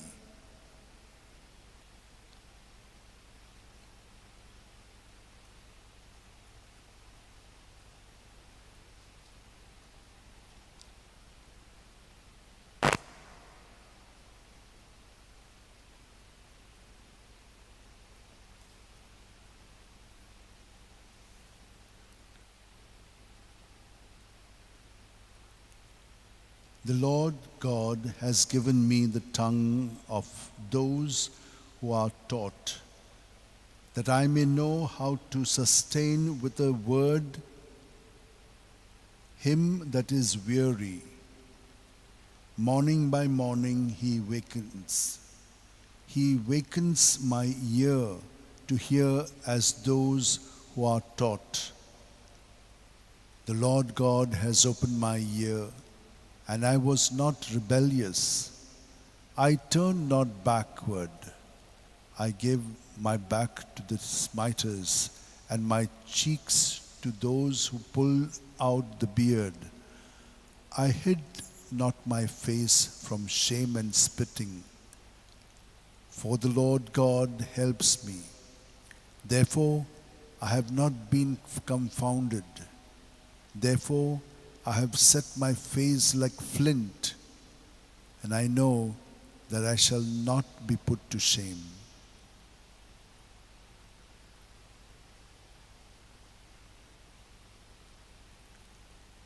All who see me deride me. They curl their lips, they toss their heads. He trusted in the Lord, let him save him. Let him release him if this is his friend. Many dogs have surrounded me. A band of the wicked beset me. They tear holes in my hands and my feet. I can count every one of my bones. They divided my clothing among them. They cast lots for my robe. O Lord, do not leave me alone. My strength, make haste to help me. I will tell of your name to my brethren. and praise you where they are assembled. You who fear the Lord, give him praise. All sons of Jacob, give him glory. Revere him, Israel's sons. Christ Jesus, who though he was in the form of God, did not count equality with God a thing to be grasped, but emptied himself, taking the form of a servant, being born in the likeness of men. One of the 12, who was called Judas Iscariot, went to the chief priests and said, "What will you give me if I deliver Jesus to you?" And they paid him 30 pieces of silver, and from that moment he sought an opportunity to betray him.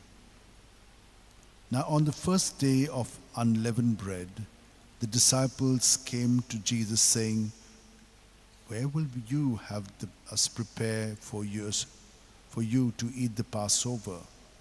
He said, "Go into the city to such a one and say to him, 'The teacher says, my time is at hand. I will keep the Passover at your house with my disciples."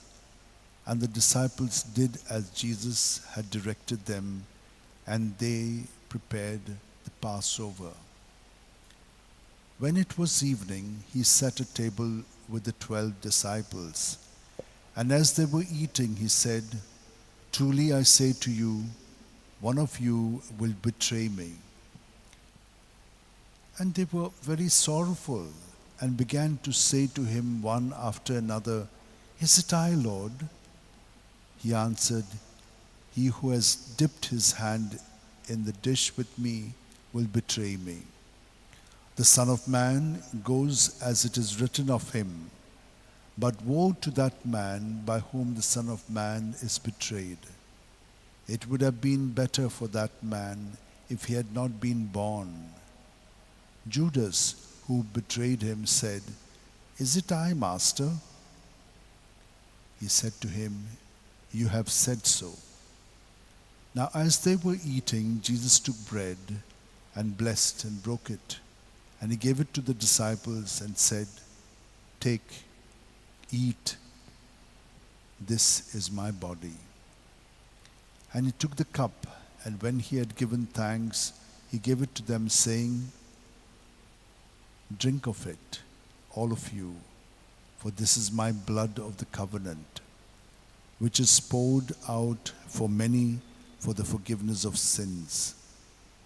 I tell you, I shall not drink again of this fruit of the vine until that day when I drink it new with you in my Father's kingdom." And when they had sung a hymn, they went out to the Mount of Olives.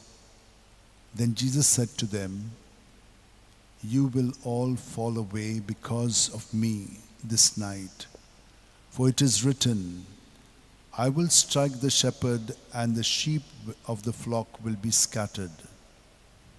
But after I am raised up, I will go before you to Galilee." Peter declared to him, "Though they all fall away because of you, I will never fall away." Jesus said to him, "Truly, I say to you, this very night, before the cock crows, you will deny me 3 times. Peter said to him, "Even if I must die with you, I will not deny you." And so said all the disciples.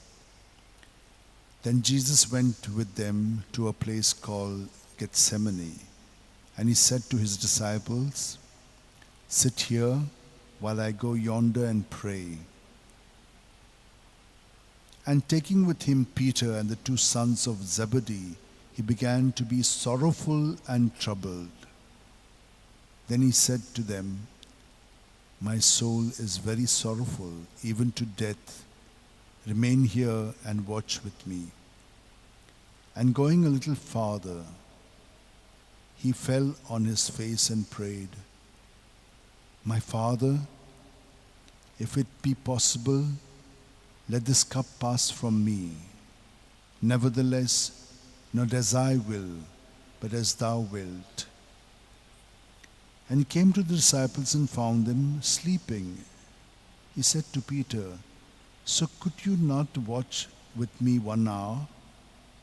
Watch and pray that you may not enter into temptation. The spirit indeed is willing, but the flesh is weak. Again, for the second time, he went away and prayed, My Father, if this cannot pass unless I drink it, thy will be done. And again he came and found them sleeping, for their eyes were heavy. So leaving them again, he went away and prayed for the third time, saying the same words. Then he came to the disciples and said to them, Are you still sleeping and taking your rest? Behold, the hour is at hand, and the Son of Man is betrayed into the hands of sinners. Rise, let us be going. See, my betrayer is at hand. While he was still speaking, Judas came, one of the 12, and with him a great crowd with swords and clubs from the chief priests and elders of the people. Now the betrayer had given them a sign, saying, The one I shall kiss is the man. Seize him. And he came up to Jesus at once and said, Hail, Master! And he kissed him. Jesus said to him, Friend, why are you here? Then they came up and laid hands on Jesus and seized him. And behold, one of those who were with Jesus stretched out his hand and drew his sword and struck the slave of the high priest and cut off his ear. Then Jesus said to him, Put your sword back in its place, for all who take the sword will perish by the sword. Do you think that I cannot appeal to my Father, and he will at once send me more than 12 legions of angels? But how then should the scriptures be fulfilled, that it must be so? At that hour Jesus said to the crowd, Have you come out as against a robber, with swords and clubs to capture me? Day after day I sat in the temple teaching, and you did not seize me.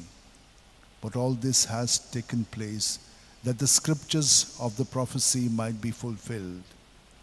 Then all the disciples forsook him and fled. My dear sisters and brothers, let us spend a few moments in silence. We have been present to what is going on. We are preparing ourselves with Jesus, who is dying for us on the cross. Let it lead us slowly so that we may be truly with Jesus.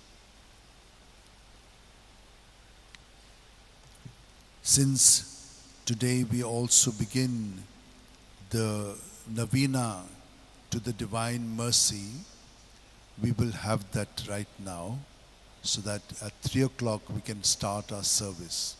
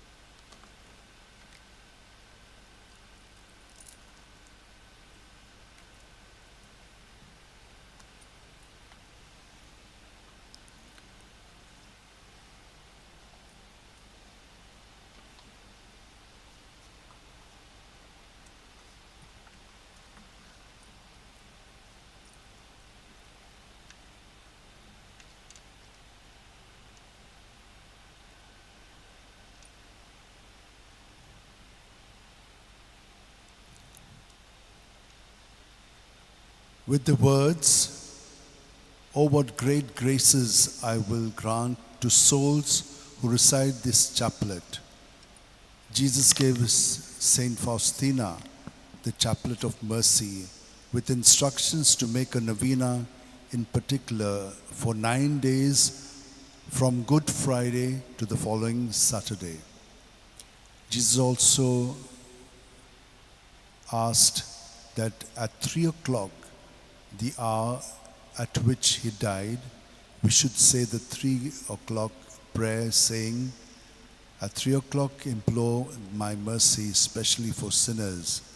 I will refuse nothing to the souls that make a request of me in virtue of my passion. Run through the whole world and tell of my mercy."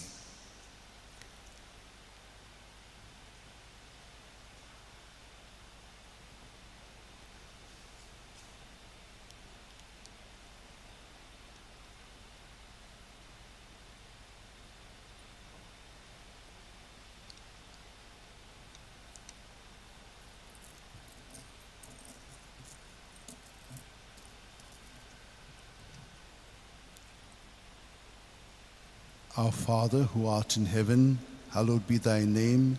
Thy kingdom come, thy will be done on earth as it is in heaven. Give us this day our daily bread, and forgive us our trespasses, as we forgive those who trespass against us. And lead us not into temptation, but deliver us from all evil. Amen. Hail Mary, full of grace, the Lord is with you.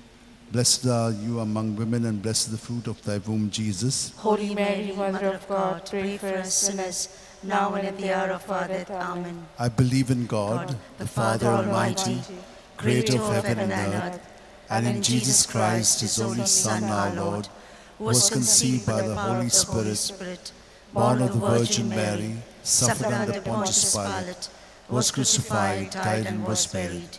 He descended to the dead. On the third day he rose again from the dead. He ascended into heaven, and is seated at the right hand of the God, Father Father Almighty. Almighty.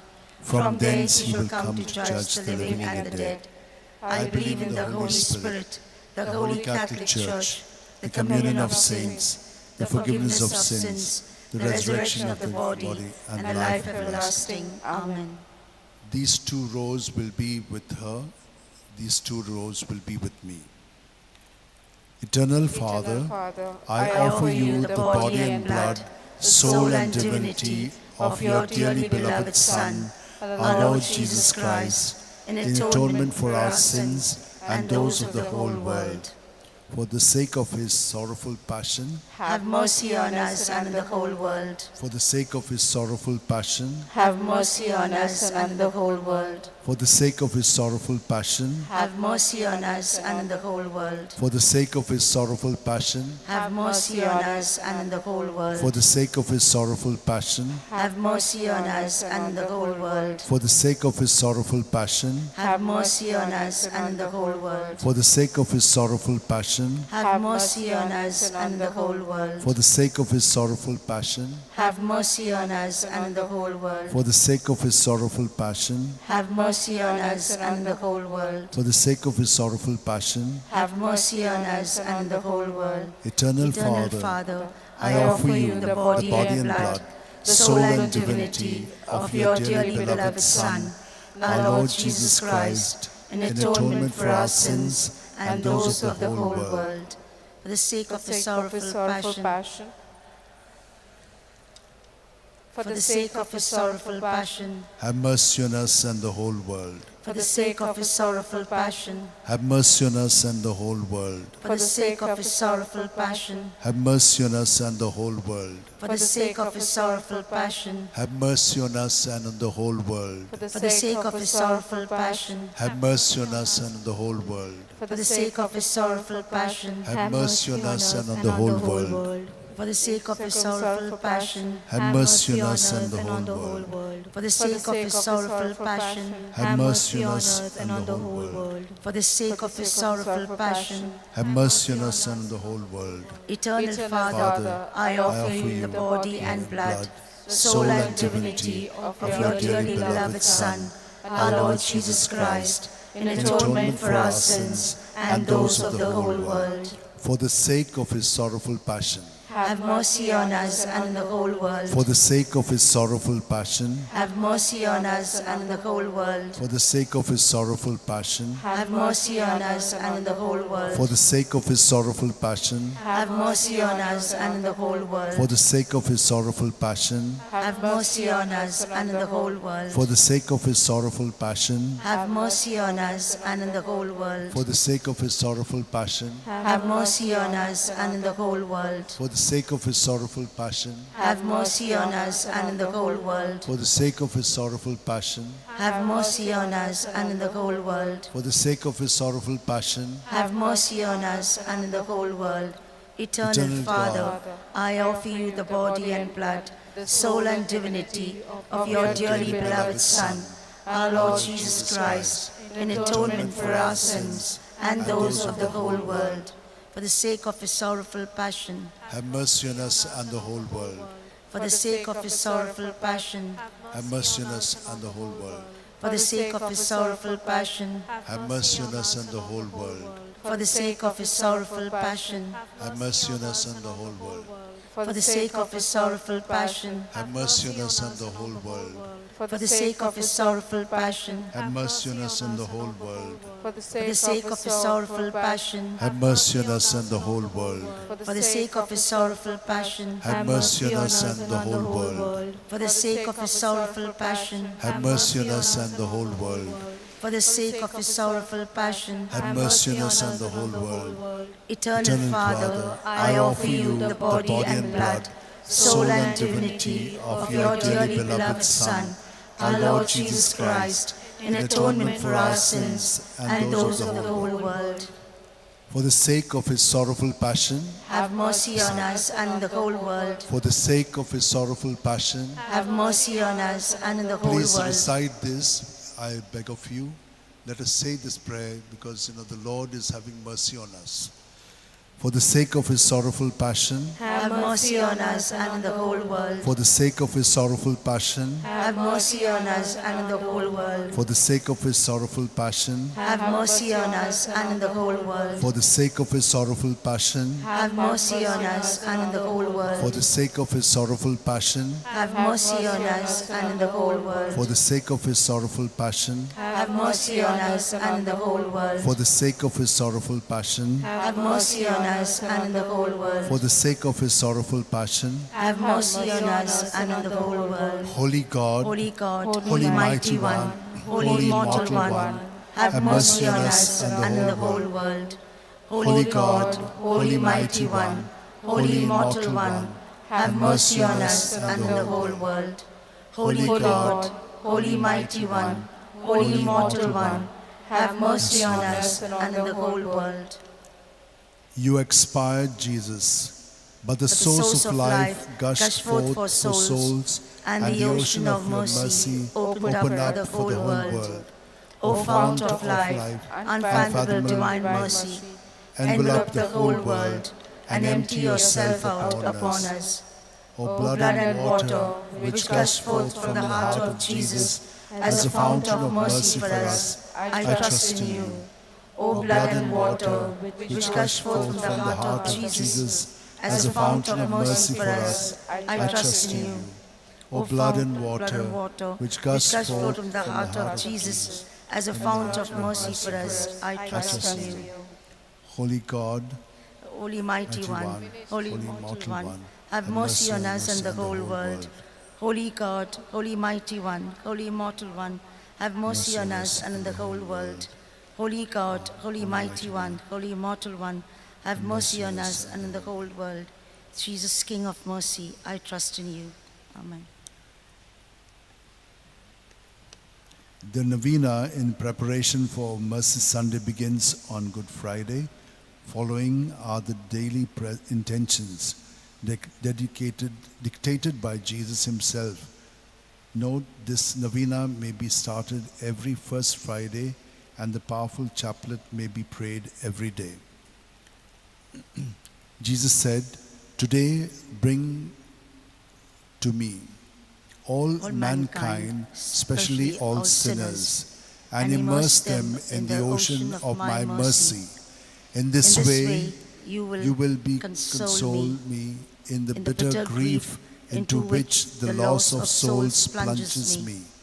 Most merciful Jesus, whose very nature is to have compassion on us and to forgive us, do not look upon our sins, but upon our trust, which we place in your infinite goodness, and receive us all into the abode of your most compassionate heart, and never let us escape from it.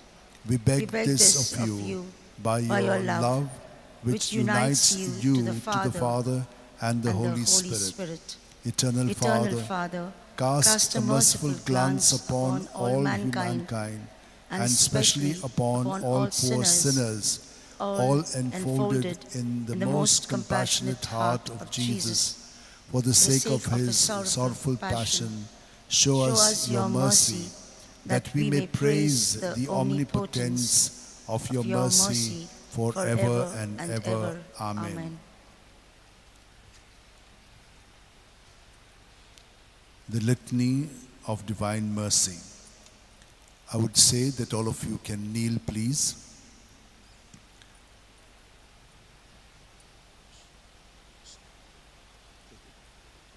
Take it, Divine Mercy. Others, I'll take it from you. I got it. Divine mercy gushing forth from the bosom of the Father. Kindly say, I trust in you. I trust in you. Divine mercy, greatest attribute of God. I trust in you. Divine mercy, incomprehensible mystery. I trust in you. Divine mercy, fountain gushing forth from the mystery of the most blessed Trinity. I trust in you. Divine mercy, unfathomed by any intellect, human or angelic. I trust in you. Divine mercy, from which wells forth all life and happiness. I trust in you. Divine mercy, better than the heavens. I trust in you. Divine mercy, source of miracles and wonders. I trust in you. Divine mercy, encompassing the whole universe. I trust in you. Divine mercy, descending to earth in the person of the incarnate Word. I trust in you. Divine mercy, which flowed out from the open wound of the heart of Jesus. I trust in you. Divine mercy, enclosed in the heart of Jesus for us, and specially for sinners. I trust in you.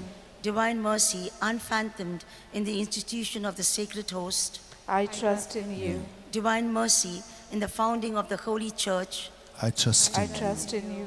Divine mercy, in the sacrament of holy baptism. I I trust trust in in you. you. Divine mercy, in our justification through Jesus Christ. I trust in you. Divine mercy, accompanying us through our whole life. I I trust in you. Divine mercy, embracing us specially at the hour of death. I trust in you. Divine mercy, endowing us with immortal life. I I trust trust in in you. you. Divine mercy, accompanying us at every moment of our life. I trust in you. Divine mercy, shielding us from the fire of hell. I I trust trust in in you. you. Divine mercy, in the conversion of hardened sinners. I I trust trust in in you. you. Divine mercy, astonishment for angels, incomprehensible to saints. I trust in you. Divine mercy, unfathomed in all the mysteries of God. I trust in you. Divine mercy, lifting us out of every misery. I trust in you. Divine mercy, source of our happiness and joy. I I trust in trust you. in you. Divine mercy, in calling us forth from nothingness to existence. I trust in you. Divine mercy, embracing all the works of his hands. I I trust trust in in you. you. Divine mercy, crown of all God's handiwork. I I trust trust in in you. you. Divine mercy, in which we are all immersed. I I trust in you. you. Divine mercy, sweet relief for anguished hearts. I trust in you. Divine mercy, only hope of despairing souls. I trust in you. Divine mercy, repose of hearts, peace amidst fear. I trust in you. Divine mercy, delight and ecstasy of holy souls. I trust in you. Divine mercy, inspiring hope against all hope. I I trust trust in you. in you. Let us pray. Eternal God, Father, in whom mercy is endless, and the treasury of compassion inexhaustible, inexhaustible, look kindly upon us and increase your mercy in us, that in difficult moments we might not despair, nor become despondent, but with great confidence submit ourselves to your holy will, which is love and mercy itself. Amen. Amen.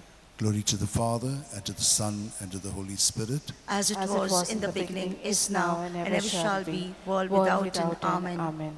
Kindly be seated. Father, Son, and Holy Spirit. Amen. My dear sisters and brothers, just a little brief introduction to the liturgy today. In the beginning, the priests will come and they will prostrate here while all of you will kneel. When they rise, they'll come here, take the prayer, then all of us will be seated. We'll have the word of God first, and after this, a little small homily, and then there will be the intercessions. So there will be the reader, and after the reader, they'll say, "Let us kneel, let us rise," and then the priest will say the prayer. So there will be several prayers which we will be praying for. After this, we will have the cross, the veneration of the cross. The cross will be brought in front, and at that time, all of us will kneel. And when the Lord is exposed, then we will keep the cross here in front for veneration. During the veneration, I would like that all of us come devoutly. One, this side two, and this side one. So don't come that side, but we'll make only 4 lines. You can come and venerate the cross and go back. Once you go back, we will have the collection. Otherwise, there's always a lot of, confusion taking place. I felt that is a better way, so that all of you all are seated while the priest will go to the altar of repose and bring the Blessed Sacrament. That will be the third part of the liturgy, the communion. And after communion, we will all quietly have the prayer. There's no ending blessing. We will all venerate the cross and go. So the priest will do that and they will go. That is secondary. But first time, all of you will come and venerate the cross here. We will be keeping it there so that you need not come here, but you can go. But those of you who would like to, you can. So we will now get ready for the liturgy of the word.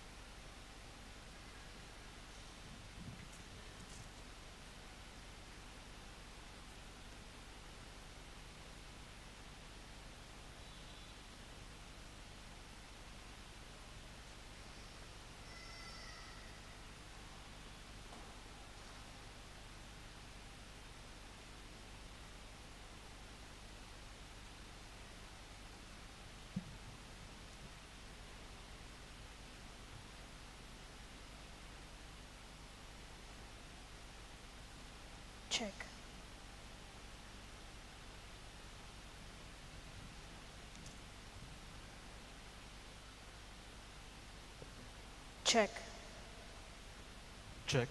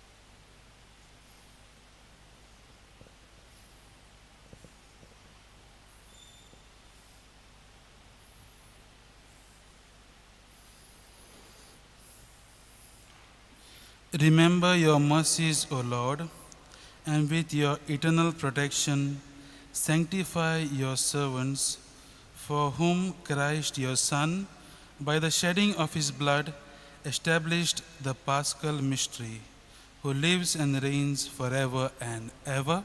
Amen.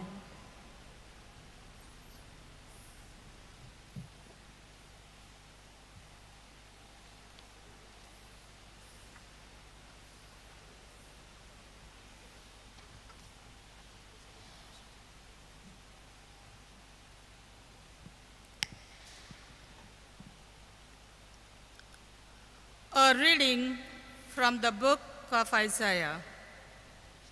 Behold, my servant shall prosper.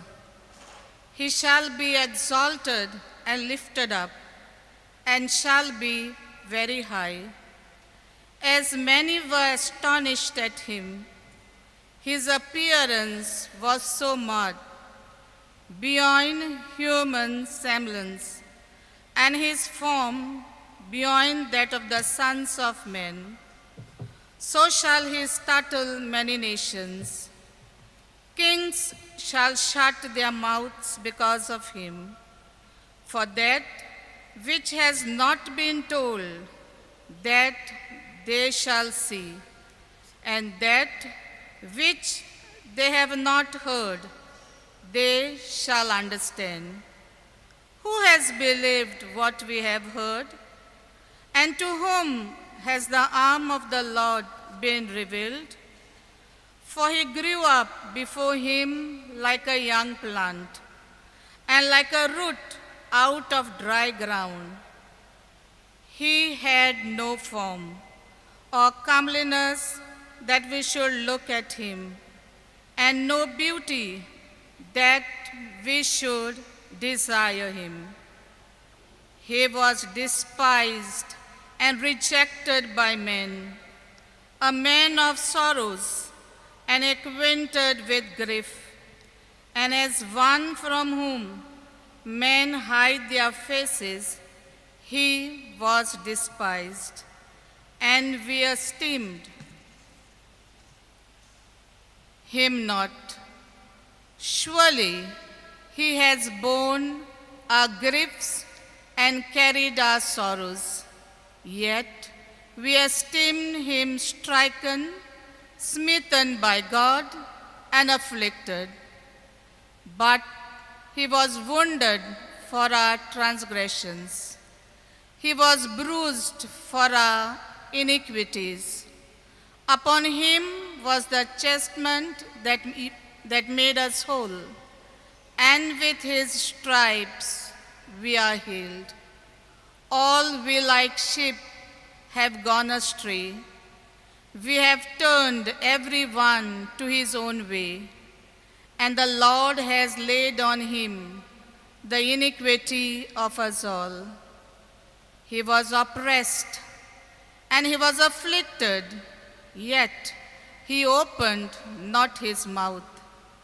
Like a lamb that is led to the slaughter, and like a sheep that before its shearers is dumb, so he opened not his mouth. By oppression and judgment he was taken away. And as for his generation, who considered that he was cut off out of the land of the living, stricken for the transgression of my people. And they made his grave with the wicked and with a rich man in his death, although he had done no violence, and there was no deceit in his mouth. Yet it was the will of the Lord to bruise him. He has put him to grief when he makes himself an offering for sin. He shall see his offspring. He shall prolong his days. The will of the Lord shall prosper in his hand. He shall see the fruit of the travail of his soul and be satisfied. By his knowledge shall the righteous one, my servant, make many to be accounted righteous, and he shall bear their iniquities. Therefore, I will divide him a portion with the great, and he shall divide the spoil with the strong, because he poured out his soul to death and was numbered with the transgressors. Yet he bore the sin of many and made intercession for the transgressors. Word of the Lord. Thanks be to God. Our response shall be sung. Father, into your hands I commend my spirit. Father, into your hands I commend my spirit. In you, O Lord, I take refuge. Let me never be put to shame. In your justice, set me free. Into your hands I commend my spirit. It is you who will redeem me, Lord. Response. Father, into your hands.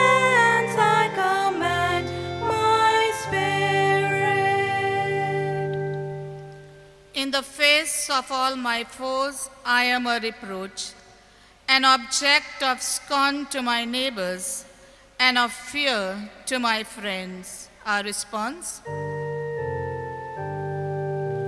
Father, into your hands I commend my spirit. who see me in the street run away far from me. I am like a dead man, forgotten in men's hearts, like a thing thrown away. Our response? Father, into your hands I commend my spirit. But as for me, I trust in you, Lord.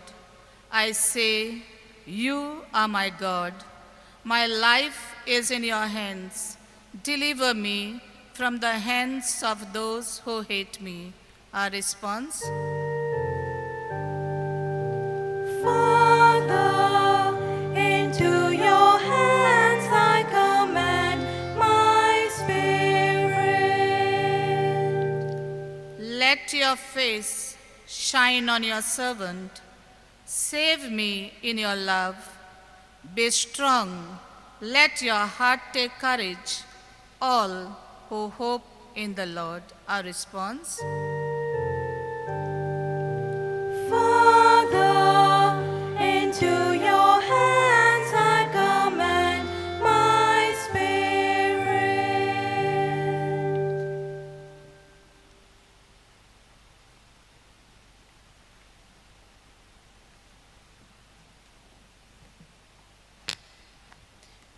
A reading from the letter to the Hebrews.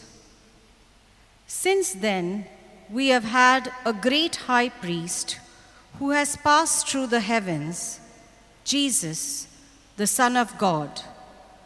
Let us hold fast our confession. For we have not a high priest who is unable to sympathize with our weakness, but one who in every respect has been tempted as we were, yet without sinning. Let us then, with confidence, draw near to the throne of grace, that we may receive mercy and find grace to help in the time of need. In the days of his flesh, Jesus offered up prayers and supplications with loud cries and tears to him who was able to save him from death, and he was heard for his godly fear. Although he was son, he learned obedience through what he suffered, and being made perfect, he became the source of eternal salvation to all who obey him. The word of the Lord. Thanks be to God. Kindly rise.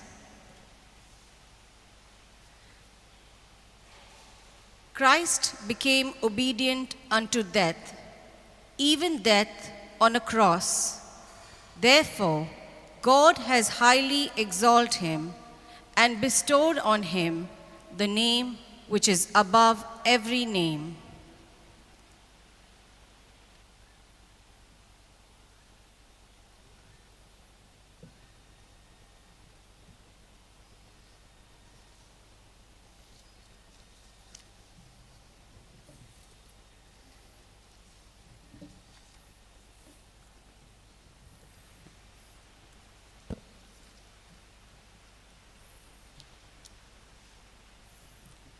The Passion of our Lord Jesus Christ according to Saint John. Jesus left with his disciples and crossed the Kidron Valley. There was a garden there, and he went into it with his disciples.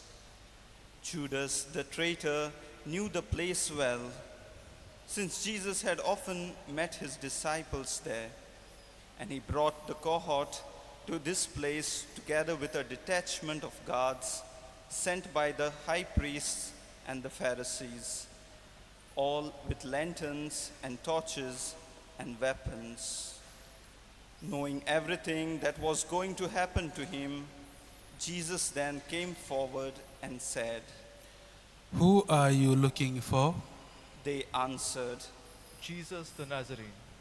He said, "I am he." Now Judas the traitor was standing among them. When Jesus said, "I am he," they moved back and fell to the ground. He asked them a second time. Who are you looking for? They said. Jesus the Nazarene. Jesus replied, I have told you that I am he. If I am the one you are looking for, let these others go.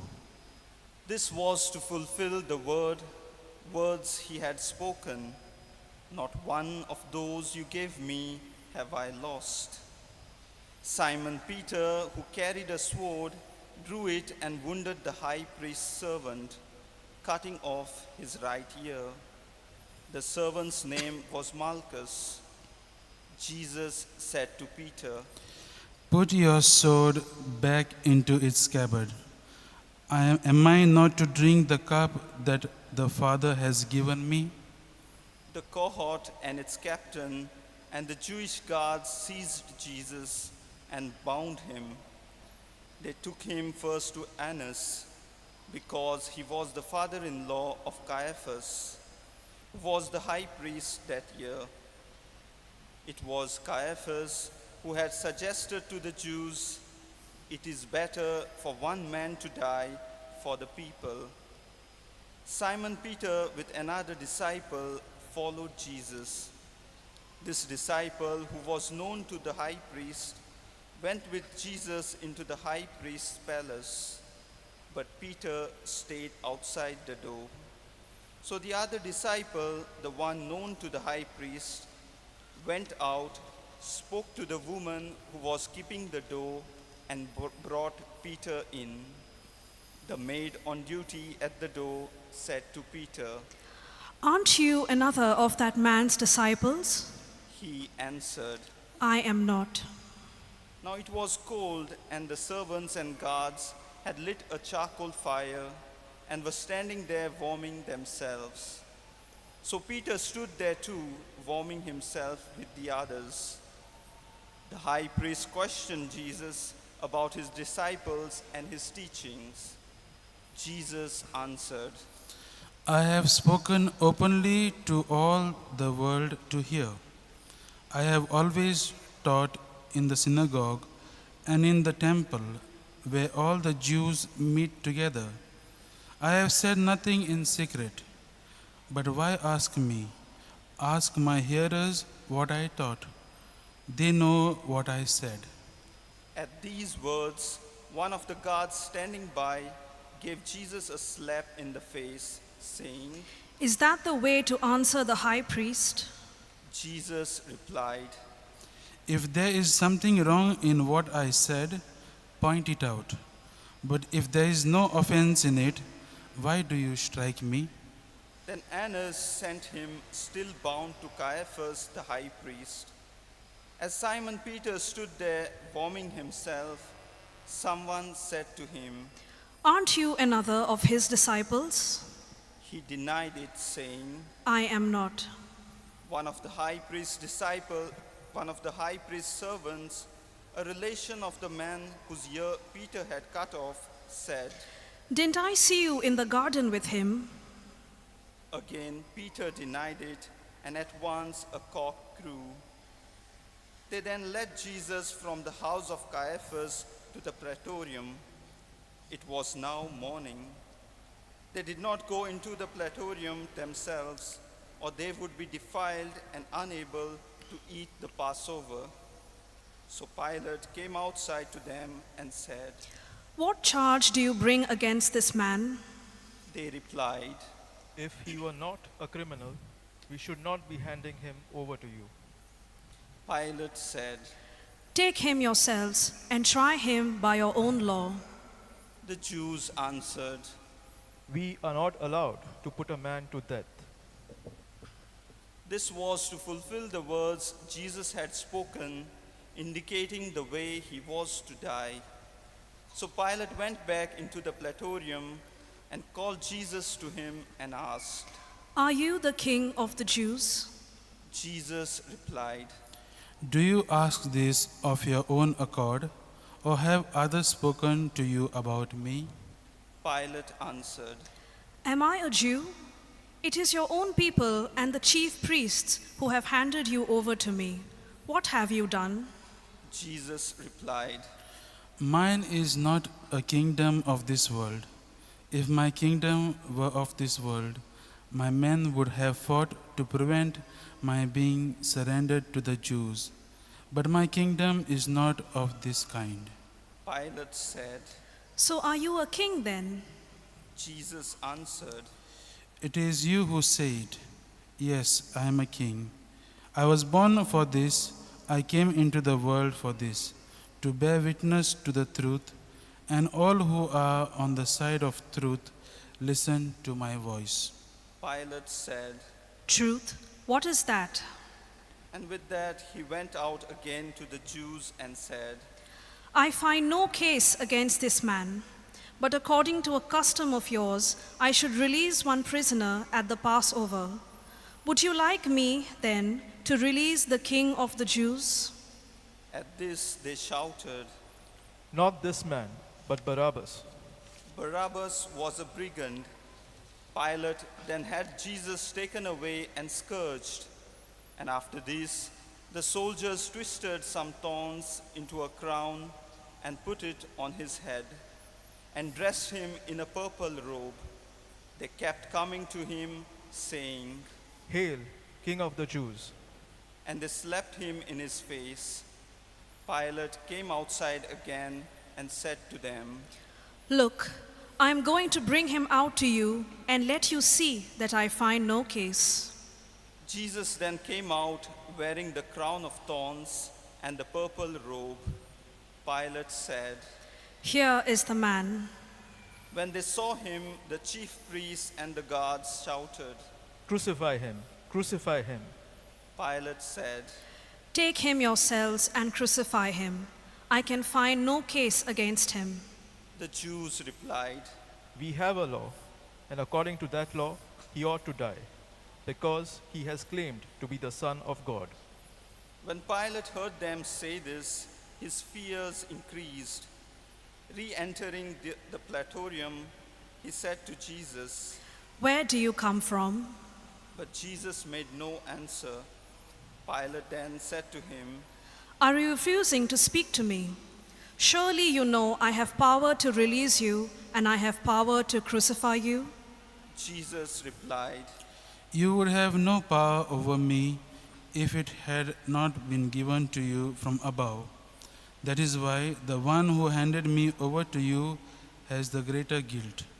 From that moment, Pilate was anxious to set him free, but the Jews shouted, If you set him free, you are no friend of Caesar's. Anyone who makes himself king is defying Caesar. Hearing these words, Pilate had Jesus brought out and seated himself on the chair of judgment at a place called the Pavement, in Hebrew, Gabbatha. It was Passover preparation day, about the 6th hour. Pilate said to the Jews, Here is your king. They shouted. Take him away, crucify him. Pilate said, Do you want me to crucify your king? The chief priest answered. We have no king except Caesar. So in the end, Pilate handed him over to them to be crucified. They then took charge of Jesus, and carrying his own cross, he went out of the city to a place of the skull, or as it was called in Hebrew, Golgotha, where they crucified him with two others, one on either side, with Jesus in the middle. Pilate wrote out a notice and had it fixed to the cross. It ran, Jesus the Nazarene, King of the Jews. This notice was read by many of the Jews, because the place where Jesus was crucified was not far from the city, and the writing was in Hebrew, Latin, and in Greek. So the Jewish priests said to Pilate, You should not write King of the Jews, but this man said, I am the King of the Jews. Pilate answered. What I have written, I have written. When the soldiers had finished crucifying Jesus, they took his clothing and divided it into 4 shares, one for each soldier. His undergarment was seamless, woven in one piece from neck to hem. So they said to one another, Instead of tearing it, let's throw dice to decide who is to have it. In this way, the words of the scriptures were fulfilled. They shared out my clothing among them. They cast lots for my clothes. This is exactly what the soldiers did. Near the cross of Jesus stood his mother and his mother's sister, Mary, the wife of Clopas, and Mary of Magdala. Seeing his mother and the disciple he loved standing near her, Jesus said to his mother, Woman, this is your son. Then to the disciple he said, This is your mother. and from that moment the disciple made a place for her in his home. After this, Jesus knew that everything had now been completed, and to fulfill the scripture perfectly, he said, I am thirsty. A jar full of vinegar stood there. So putting a sponge soaked in the vinegar on a hyssop stick, they held it up to his mouth. After Jesus had taken the vinegar, he said, It is accomplished. and bowing his head, he gave up his spirit. We shall all kneel.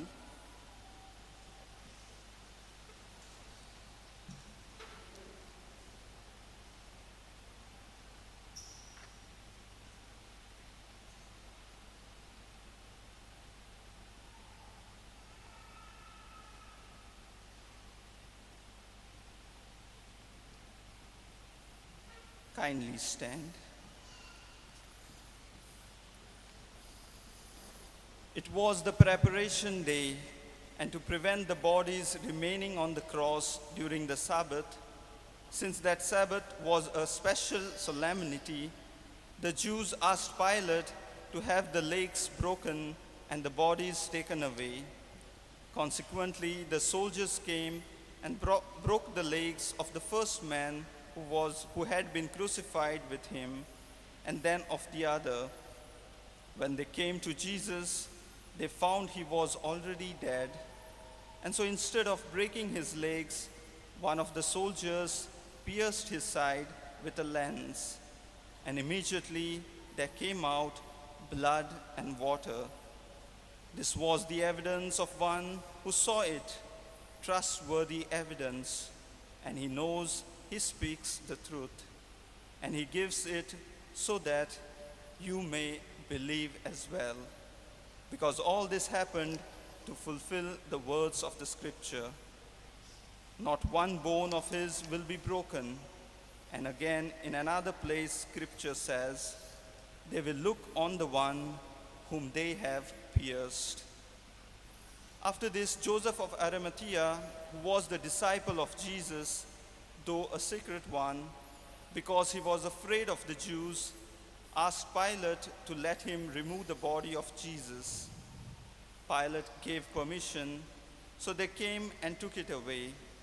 Nicodemus came as well, the same one who had first come to Jesus at night time, and he brought a mixture of myrrh and aloes, weighing about 100 pounds. They took the body of Jesus and wrapped it with the spices in linen cloth, following the Jewish burial custom. At the place where he had been crucified, there was a garden, and in this garden, a new tomb in which no one had yet been buried. Since it was the Jewish day of preparation, and the tomb was near at hand, they laid Jesus there.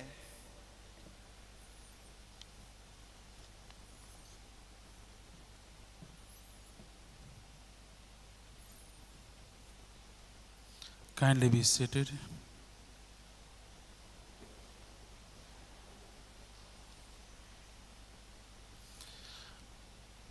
My dear brothers and sisters, today is the only day of the year when we gather in numbers in the church at 3 p.m.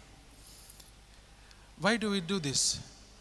We do this to commemorate the Lord's passion and death. And if you see the evangelists, when they wrote the story of Jesus, the story of the passion and death, they mention it that Jesus died at 3 o'clock in the afternoon. It is also a day, only day in the year where we do not celebrate the Mass. The liturgy is a little bit sober, a little serious. And my dear friends, as we have seen in the beginning, there was no entrance hymn which was sung this afternoon. We saw the priest came silently and we prostrated before the bare altar. You all also took part in praying. My dear friends, there is something sparse and unadorned about the liturgy today. And the center of the liturgy today is the veneration of the cross. Today, our focus is on the wood of the cross on which hung the Savior of the world. Yet, for all the somber quality of the liturgy, my dear friends, we do not gather here in sadness and we do not focus ourselves on the physical suffering of Jesus. When the evangelist wrote the story of passion and death of our Lord Jesus Christ, they did not want to tell the awfulness of the actual crucifixion. If you see in the Gospels, they did not want to tell what the crucifixion did to Jesus. Why? Simply because they all knew what it was. Everyone knew what the crucifixion entailed. But what the evangelists are trying to tell us, their main concern was to bring the deeper meaning of the last journey of Jesus. They wanted to bring to the mind of the person, to bring the last journey of Jesus. And that is what, my dear friends, in the light of Easter, the early church came to the understanding that the final journey of Jesus was indeed a good news story. We too are called to do the same. We too are called to look at the cross of Jesus, the death of Jesus, in the light of Easter. And indeed it is because Jesus was raised from the dead that the Friday on which he was crucified and died is called Good Friday.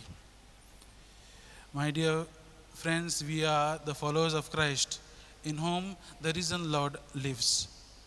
And we are called to look at the cross of our Lord Jesus in the light of this resurrection, in the light of Easter. If you see some of the earlier artists, their artistic description of the crucifixion, they show the triumphant Christ reigning from the cross, spreading his arms, showing us that he has conquered death and sin, showing us and inviting each and every one of us that we share in his victory. We have just now read the account of passion and death of Jesus according to Saint John. You all have heard it. It is this account of Saint John more than any other, which bathes the passion and death of Jesus in the light of Easter. And the fourth evangelist, that is John, he speaks about Jesus being lifted up, which suggests not only that Jesus is being lifted up on the cross, but he's being lifted up in his glory. That's why in the Gospel of John, when Judas leaves the room of the Last Supper, when Judas goes out, Jesus immediately declares, "Now the Son of Man has been glorified." My dear friends, the crucifixion for Saint John is his Jesus' glorification. It is a time where Jesus reveals his glory. It is a time where he reveals the glory of God, the real presence of God. This evangelist, my dear friends, showed us, he recognized that Jesus' cross was that of triumph and glory. That's why, my dear friends, Jesus also declares afterwards, he says, when I am lifted up from the earth, I will draw all people to myself. And we all know that during his public ministry, Jesus, when he was walking in the streets of Galilee and Jerusalem, he brought a lot of people to himself.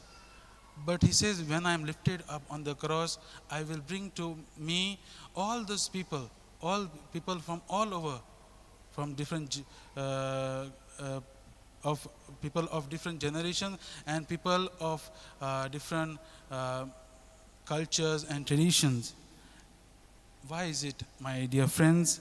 Why would Jesus draw more people to himself at the hour of his physical weakness than during the time when he was very vigorous in his life? And the earlier church came to recognize that Jesus revealed God more powerfully when he was at the weakest, rather than when he walked on the hills of Galilee. It was above all on the cross that Jesus revealed God. What did he reveal, my dear friends? It was above all on the cross Jesus revealed God, the unconditional love. In those great words we hear in the Gospel of St. John, in the beginning, he says, God so loved the world that he gave his only Son. That is the love of the Father which Jesus showed to us on the cross.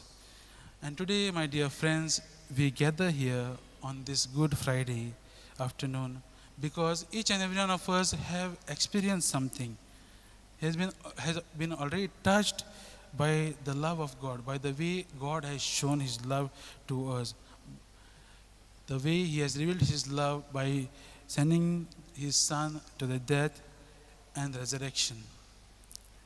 And that is why, my dear friends, Good Friday reminds each and every one of us that suffering is not the last word. The message of Good Friday is incomplete without Easter. The story of Passion is not only a story of a man who was unjustly tortured, brutally he was crucified and executed by the Romans. It is a story of our Savior and our Lord who turns himself fully over to the Father's will. He trusts that something new will come out of this offering, and he receives this astonishing gift of new life. And that is what we are called, my dear friends, to give ourselves wholly in the hands, wholly to the will of the Father, just like our Lord Jesus did. My dear friends, I am sure you'll have watched that very powerful movie by Mel Gibson, The Passion of Christ. And in that movie, there is a scene where Jesus meets his mother. And, the scene is like Mother Mary is looking at Jesus, her son, carrying the cross. And she goes in a flashback where she remembers Jesus when he was small, when he fell down, she used to run to him and pick him up and say, I am here. Similarly, here also in this scene, when Jesus falls down with the cross, she runs to Jesus and she lifts him up, and that time Jesus looks in her eyes, sorrowful eyes, touches her face, and he says, see, Mother, I make all things new. See, Mother, I make all things new. My dear friends, now these words of Jesus are not found in the Gospel of St. John. But the director of this movie has put these words. These are actually words from the book of Revelation, chapter 21, verse 5. And the filmmaker superimposes these words on the lips of Jesus for maybe a dynamic effect. Nonetheless, the scene conveys a very important message. It shows a powerful truth. And what is that, my dear friends? That is, through humility and obedience to the will of God, we make all things new. The glory of Jesus, particularly in St. John's Gospel, is the glory of obedience and self-giving. And that is what, my dear friends, we are called. That is the message of this Good Friday. That is the message which Jesus is giving us by going to that cross, by getting lifted up, and that is what He is giving. That we need to give ourselves fully in His hands. We need to surrender ourselves. Only when we surrender ourselves to the will of the Father, our lives will have something new. We make something new, just like as Jesus did. As we are here today, my dear brothers and sisters, we are all called to have the same mind and the same heart as our Lord Jesus. Our glory does not come from all those trophies, all those recognition, worldly recognition, but our glory begins when we give ourselves just like as Jesus did to the will of the Father. As we are now here, as we are reflecting, as we are journeying today with our Lord, let us ask the Lord, let us focus our eyes on the Lord as He takes away. Let us experience that love, the love which He showed, the unconditional love of the Father which He showed by submitting Himself to the will of the Father. As we are here, my dear friends, let us remember that our glory continues when we have faith enough to do the Father's will in spite of our opposition and sufferings. Amen.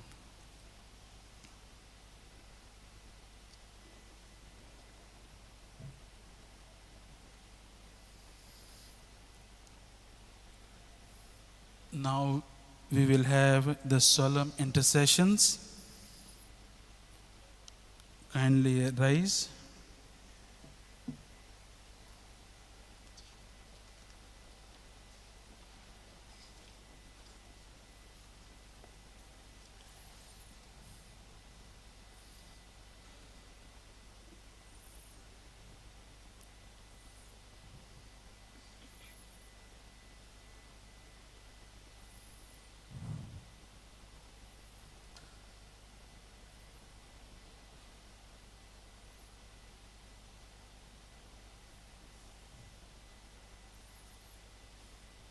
For your ministers, that by the gift of your grace all may serve you faithfully through Christ our Lord.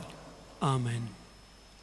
For catechumens, let us pray also for catechumens, that our God and Lord may open wide the ears of their innermost hearts and unlock the gates of His mercy, that having received forgiveness of all their sins through the waters of rebirth, they too may be one with Christ Jesus our Lord.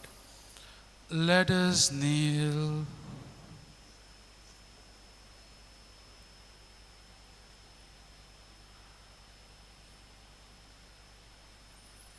Let us rise. Almighty ever-living God, who make your church ever fruitful with new offspring, increase the faith and understanding of our catechumens, that, reborn in the font of baptism, they may be added to the number of your adopted children, through Christ our Lord. Amen. For the unity of Christians, let us to your love in the world, through Christ our Lord. Amen. For those who do not believe in God, let us pray also for those who do not acknowledge God, that following what is right in sincerity of heart, they may find the way to God Himself. Let us kneel.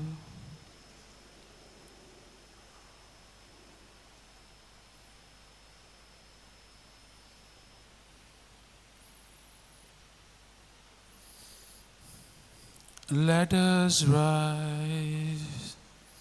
Almighty ever-living God, who created all people to seek you always by desiring you and by finding you come to rest, grant, we pray, that despite every harmful obstacle, all may recognize the signs of your fatherly love and the witness of the good works done by those who believe in you, and so in gladness confess you, the one true God and Father of our human race, through Christ our Lord. Amen. For those in public office, let us pray also for those in public office, that our God and Lord may direct their minds and hearts according to His will, for the true peace and freedom of all. Let us kneel.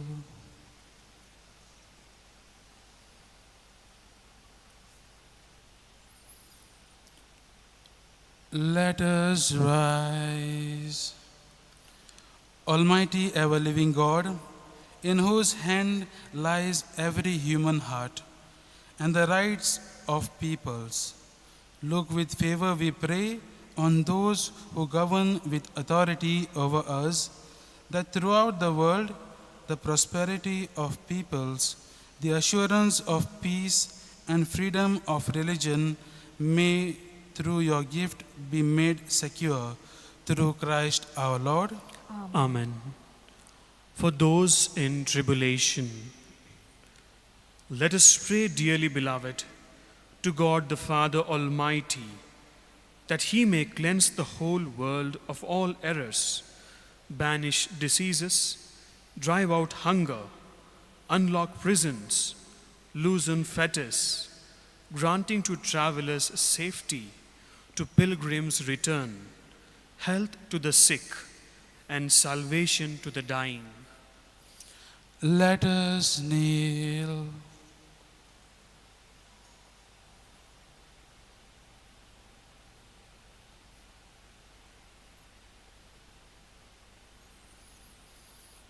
Let us rise.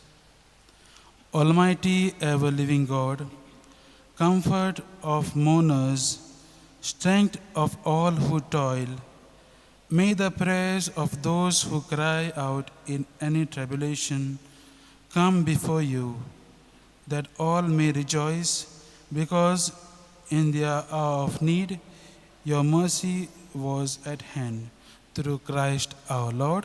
Amen. Amen.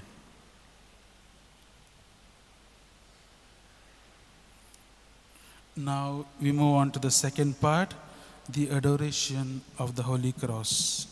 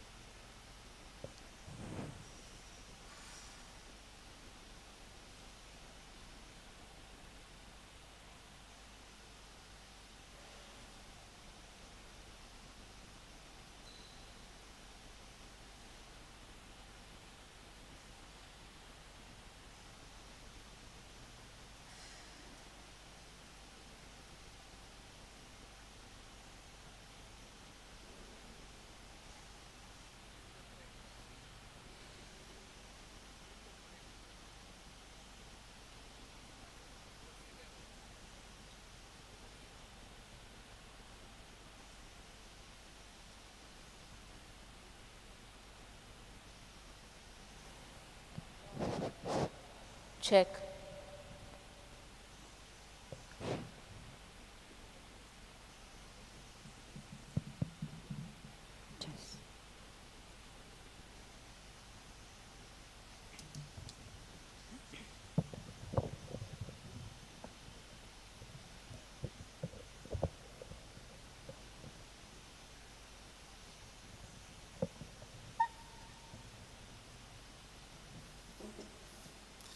Behold the wood of the cross on which hung the Savior of the world. Come, let us adore.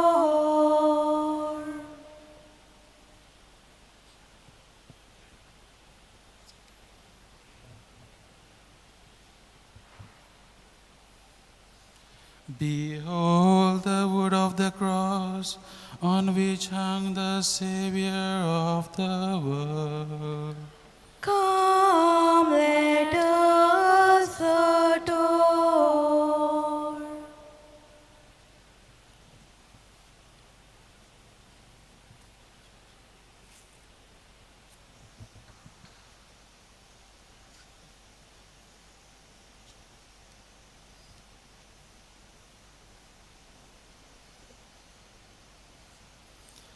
Behold the wood of the cross on which hung the Savior of the world.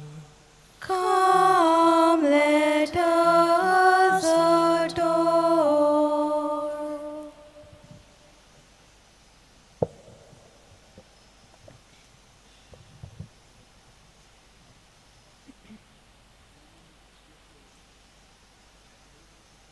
Check, check.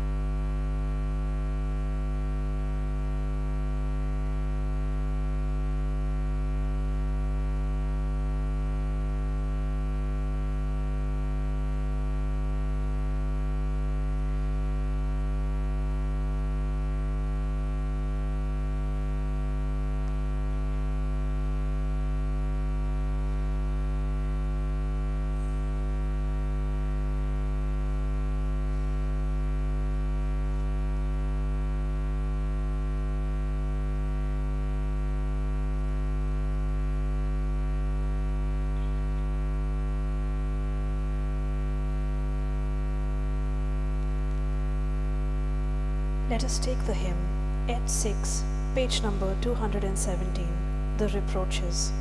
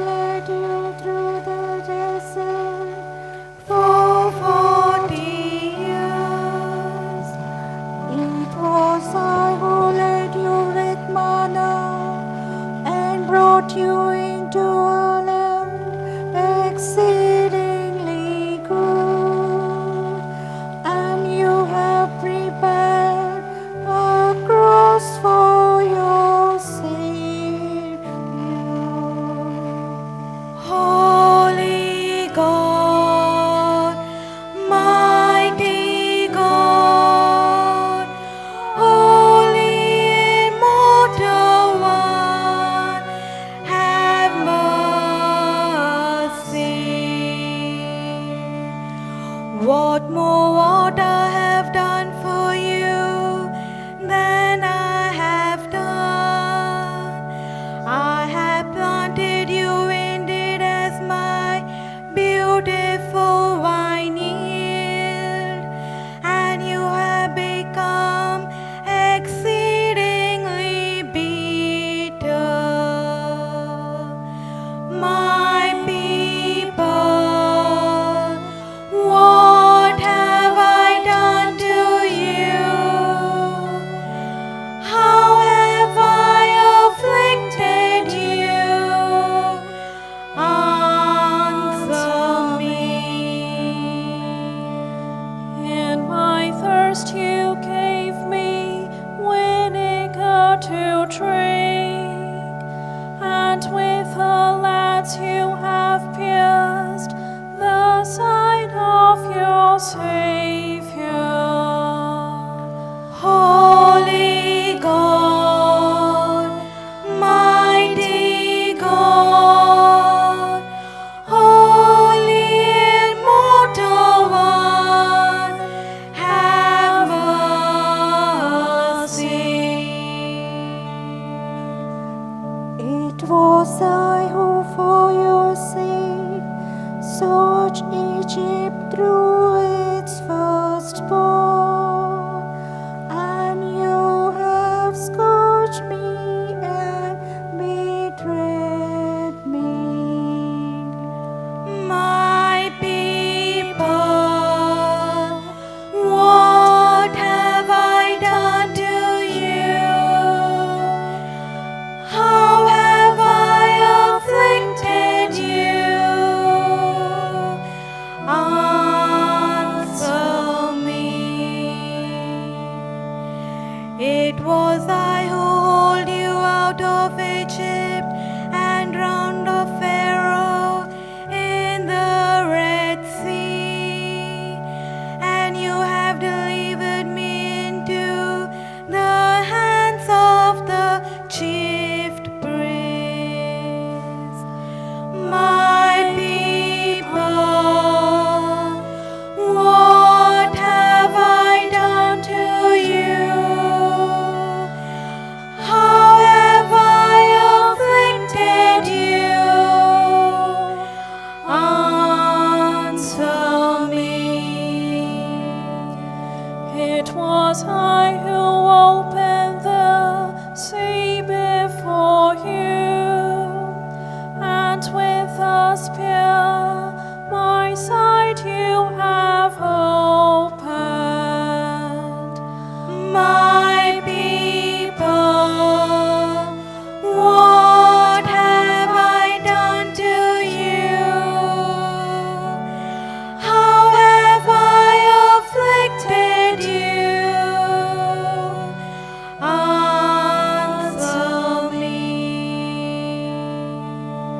It was I who went before you in a pillar of cloud, and to the judgment seat of Pilate you led me. My people, what have I done to you? How have I afflicted you? Answer me. It was I who fed you with manna in the desert, and you heaped blows and scourges upon me. My people, what have I done to you? How have I afflicted you? Answer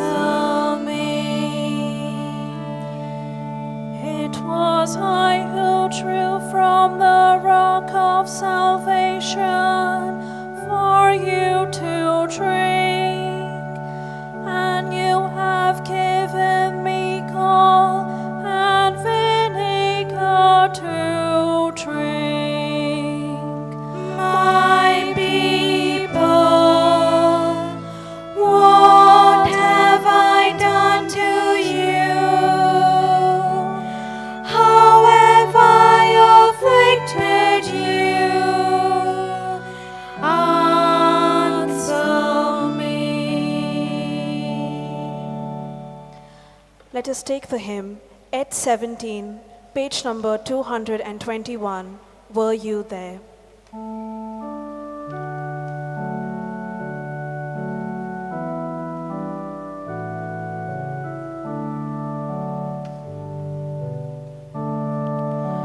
Were you there when they crucified my Lord? Were you there when they crucified my Lord?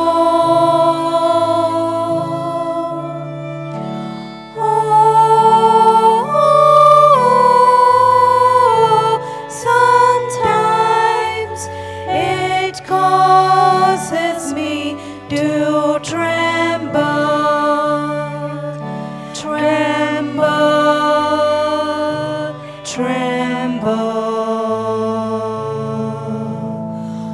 Were you there when they crucified my Lord? Were you there when they nailed him to the tree? Were you there when they nailed him to the tree?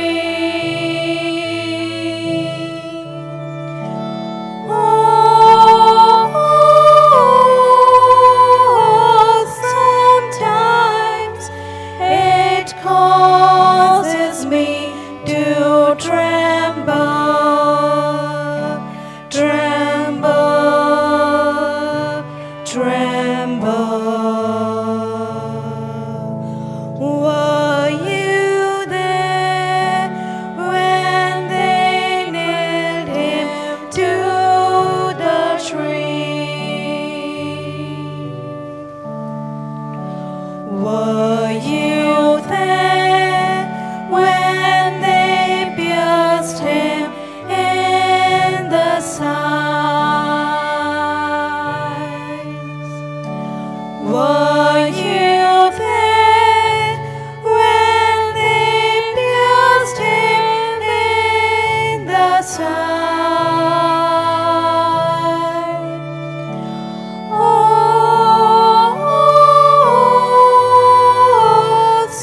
Sometimes it causes me to tremble,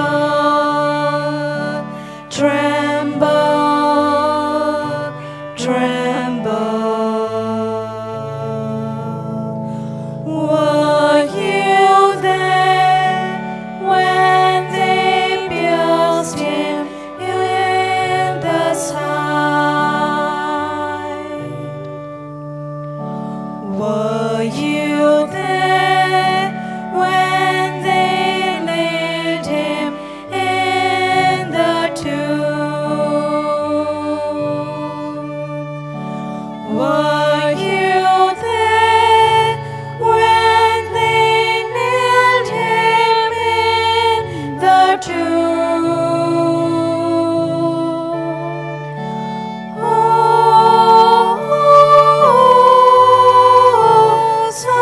Sometimes it causes me to tremble, tremble, tremble. Were you there when they laid him in the tomb?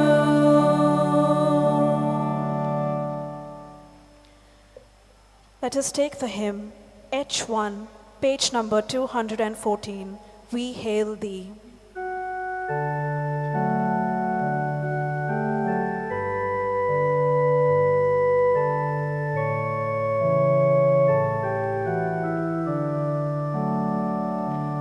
We hail thee, Savior and Lord, thou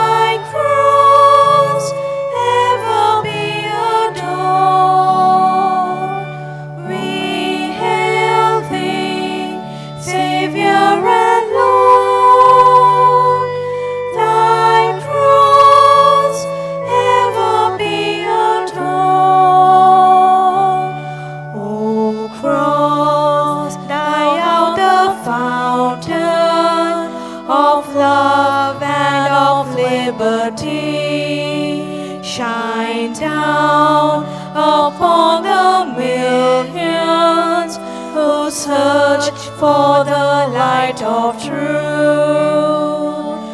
We hail thee, Savior and Lord. Thy cross ever be adored. We hail thee, Savior and Lord.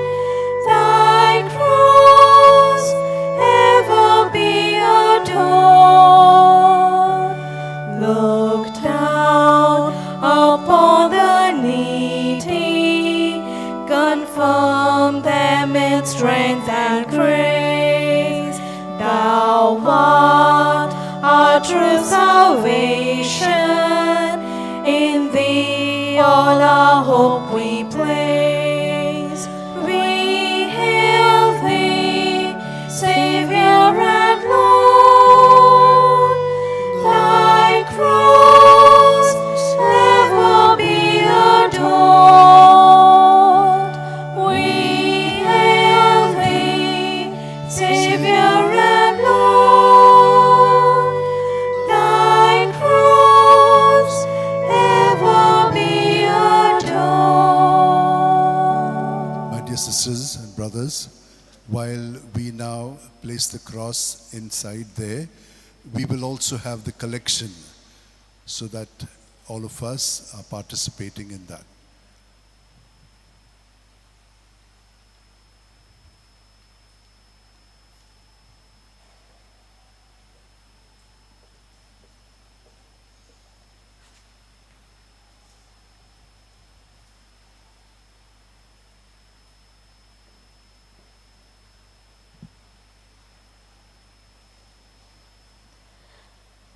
Let us take the hymn, H33, page number 227, His Were the Wounds.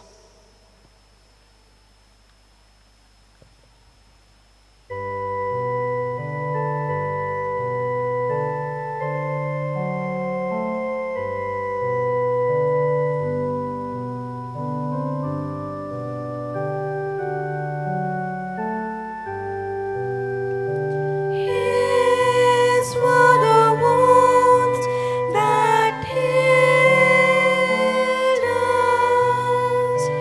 His were the wounds that healed us. His were the wounds that healed us. Behold the Lamb of God. He did no wrong, he told no lie, he was silent under the rod. They cursed him and he kept his peace. He put his trust in his God. His were the wounds that healed us. His were the wounds that healed us. His were the wounds that healed us. Behold the Lamb of God.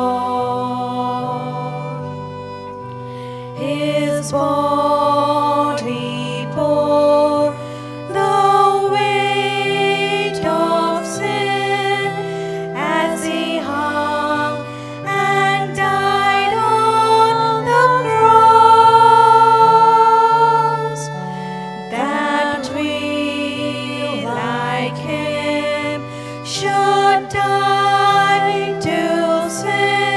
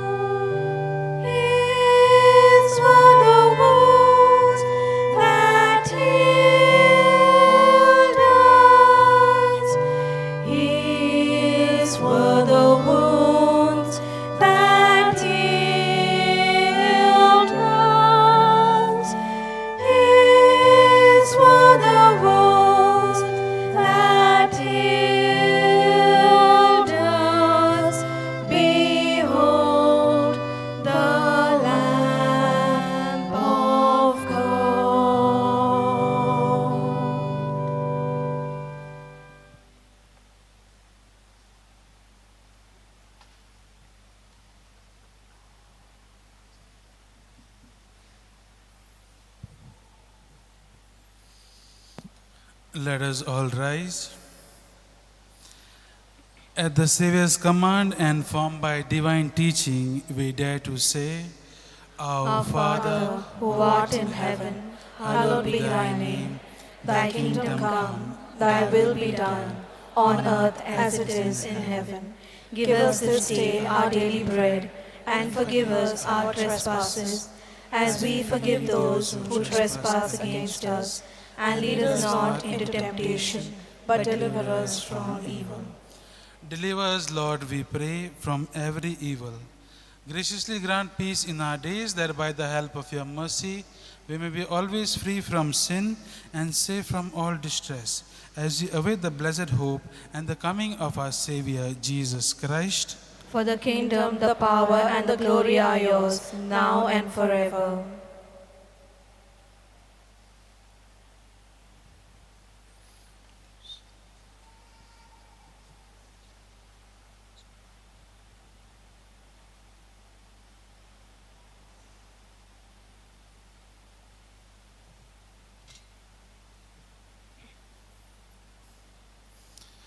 Behold the Lamb of God.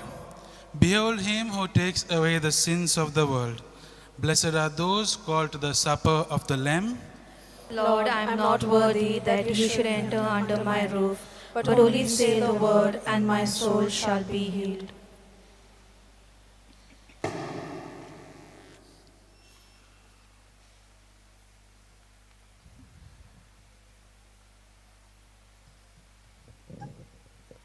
If there's any sister there, please come in front. We need help for communion distribution.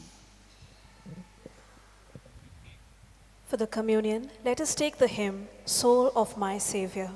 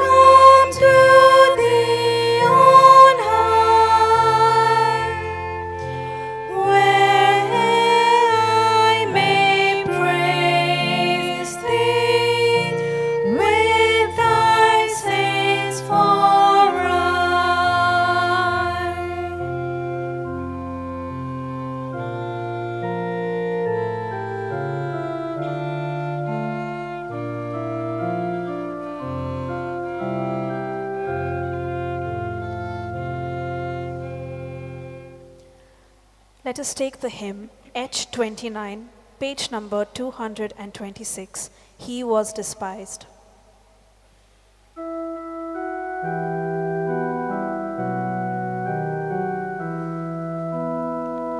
He was despised and rejected by all, a man of sorrows, a man of grief, as one from whom people hid their faces.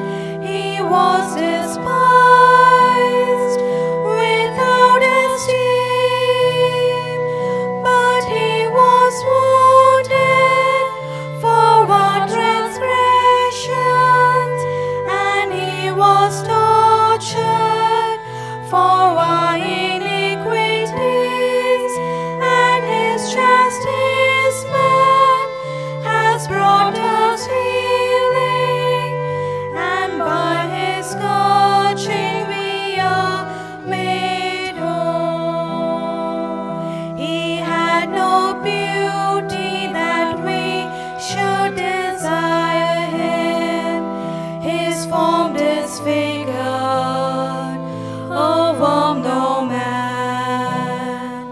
His comeliness and his beauty had vanished, for he was cold, despised, oppressed, but he was wounded for our transgressions, and he was tortured for our iniquities, and his chastisement has brought us healing, and by his scourging we are made whole. The very stone which the builders rejected is now and ever the cornerstone. Let every knee bend to Jesus our Savior, each tongue confess that he is Lord. But he was wounded for our transgressions, and he was tortured for our iniquities, and his chastisement has brought us healing, and by his scourging we are made whole.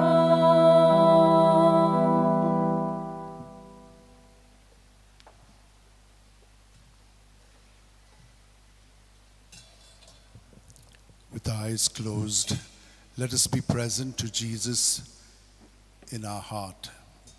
He's in our body, mind, and spirit.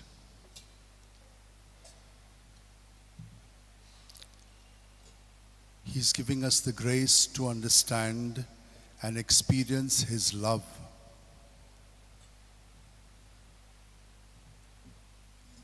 Lord, I thank you that you have given yourself for me to set me free internally of the blocks that I have, the scripts that govern me, and the programs that keep me going in the wrong direction. Lord, I'm not in your truth, and therefore I feel I'm blind, because in all my thoughts, words, and deeds, instead of loving, giving myself to the other as you have done, I take their lives. I don't care about them. I look only to myself. Lord, this is not what your presence is within me. May I just let go of all of this. But I can't do it. I need your help, Lord. Jesus, may I keep asking all the saints to intercede for me, because they have lived their life fully in consonance with your presence within them.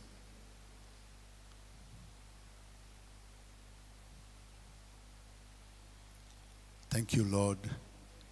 May I become more and more of what you want to be through me. And may this day be a real preparation for me to rise up from the ashes and be in you, so that all that is burned by your love, the sin in me, may not control my life, but your love and your Spirit.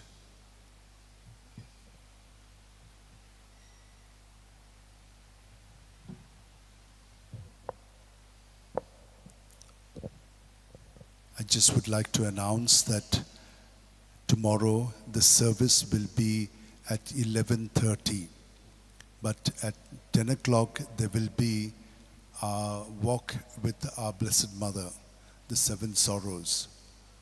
On Sunday, the masses will be as usual. 6, 7, 8 will be in Konkani. The 9:15 Mass will be in English. I'd like to thank everyone who in various ways have helped us.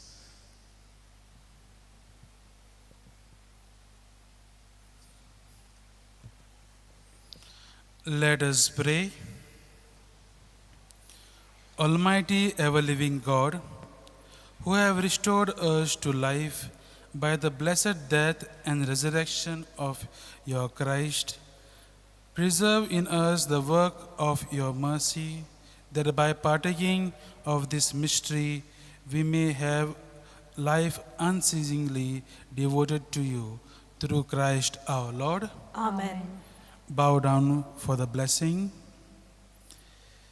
May abundant blessing, O Lord, we pray, descend upon your people who have honored the death of your Son in the hope of their resurrection.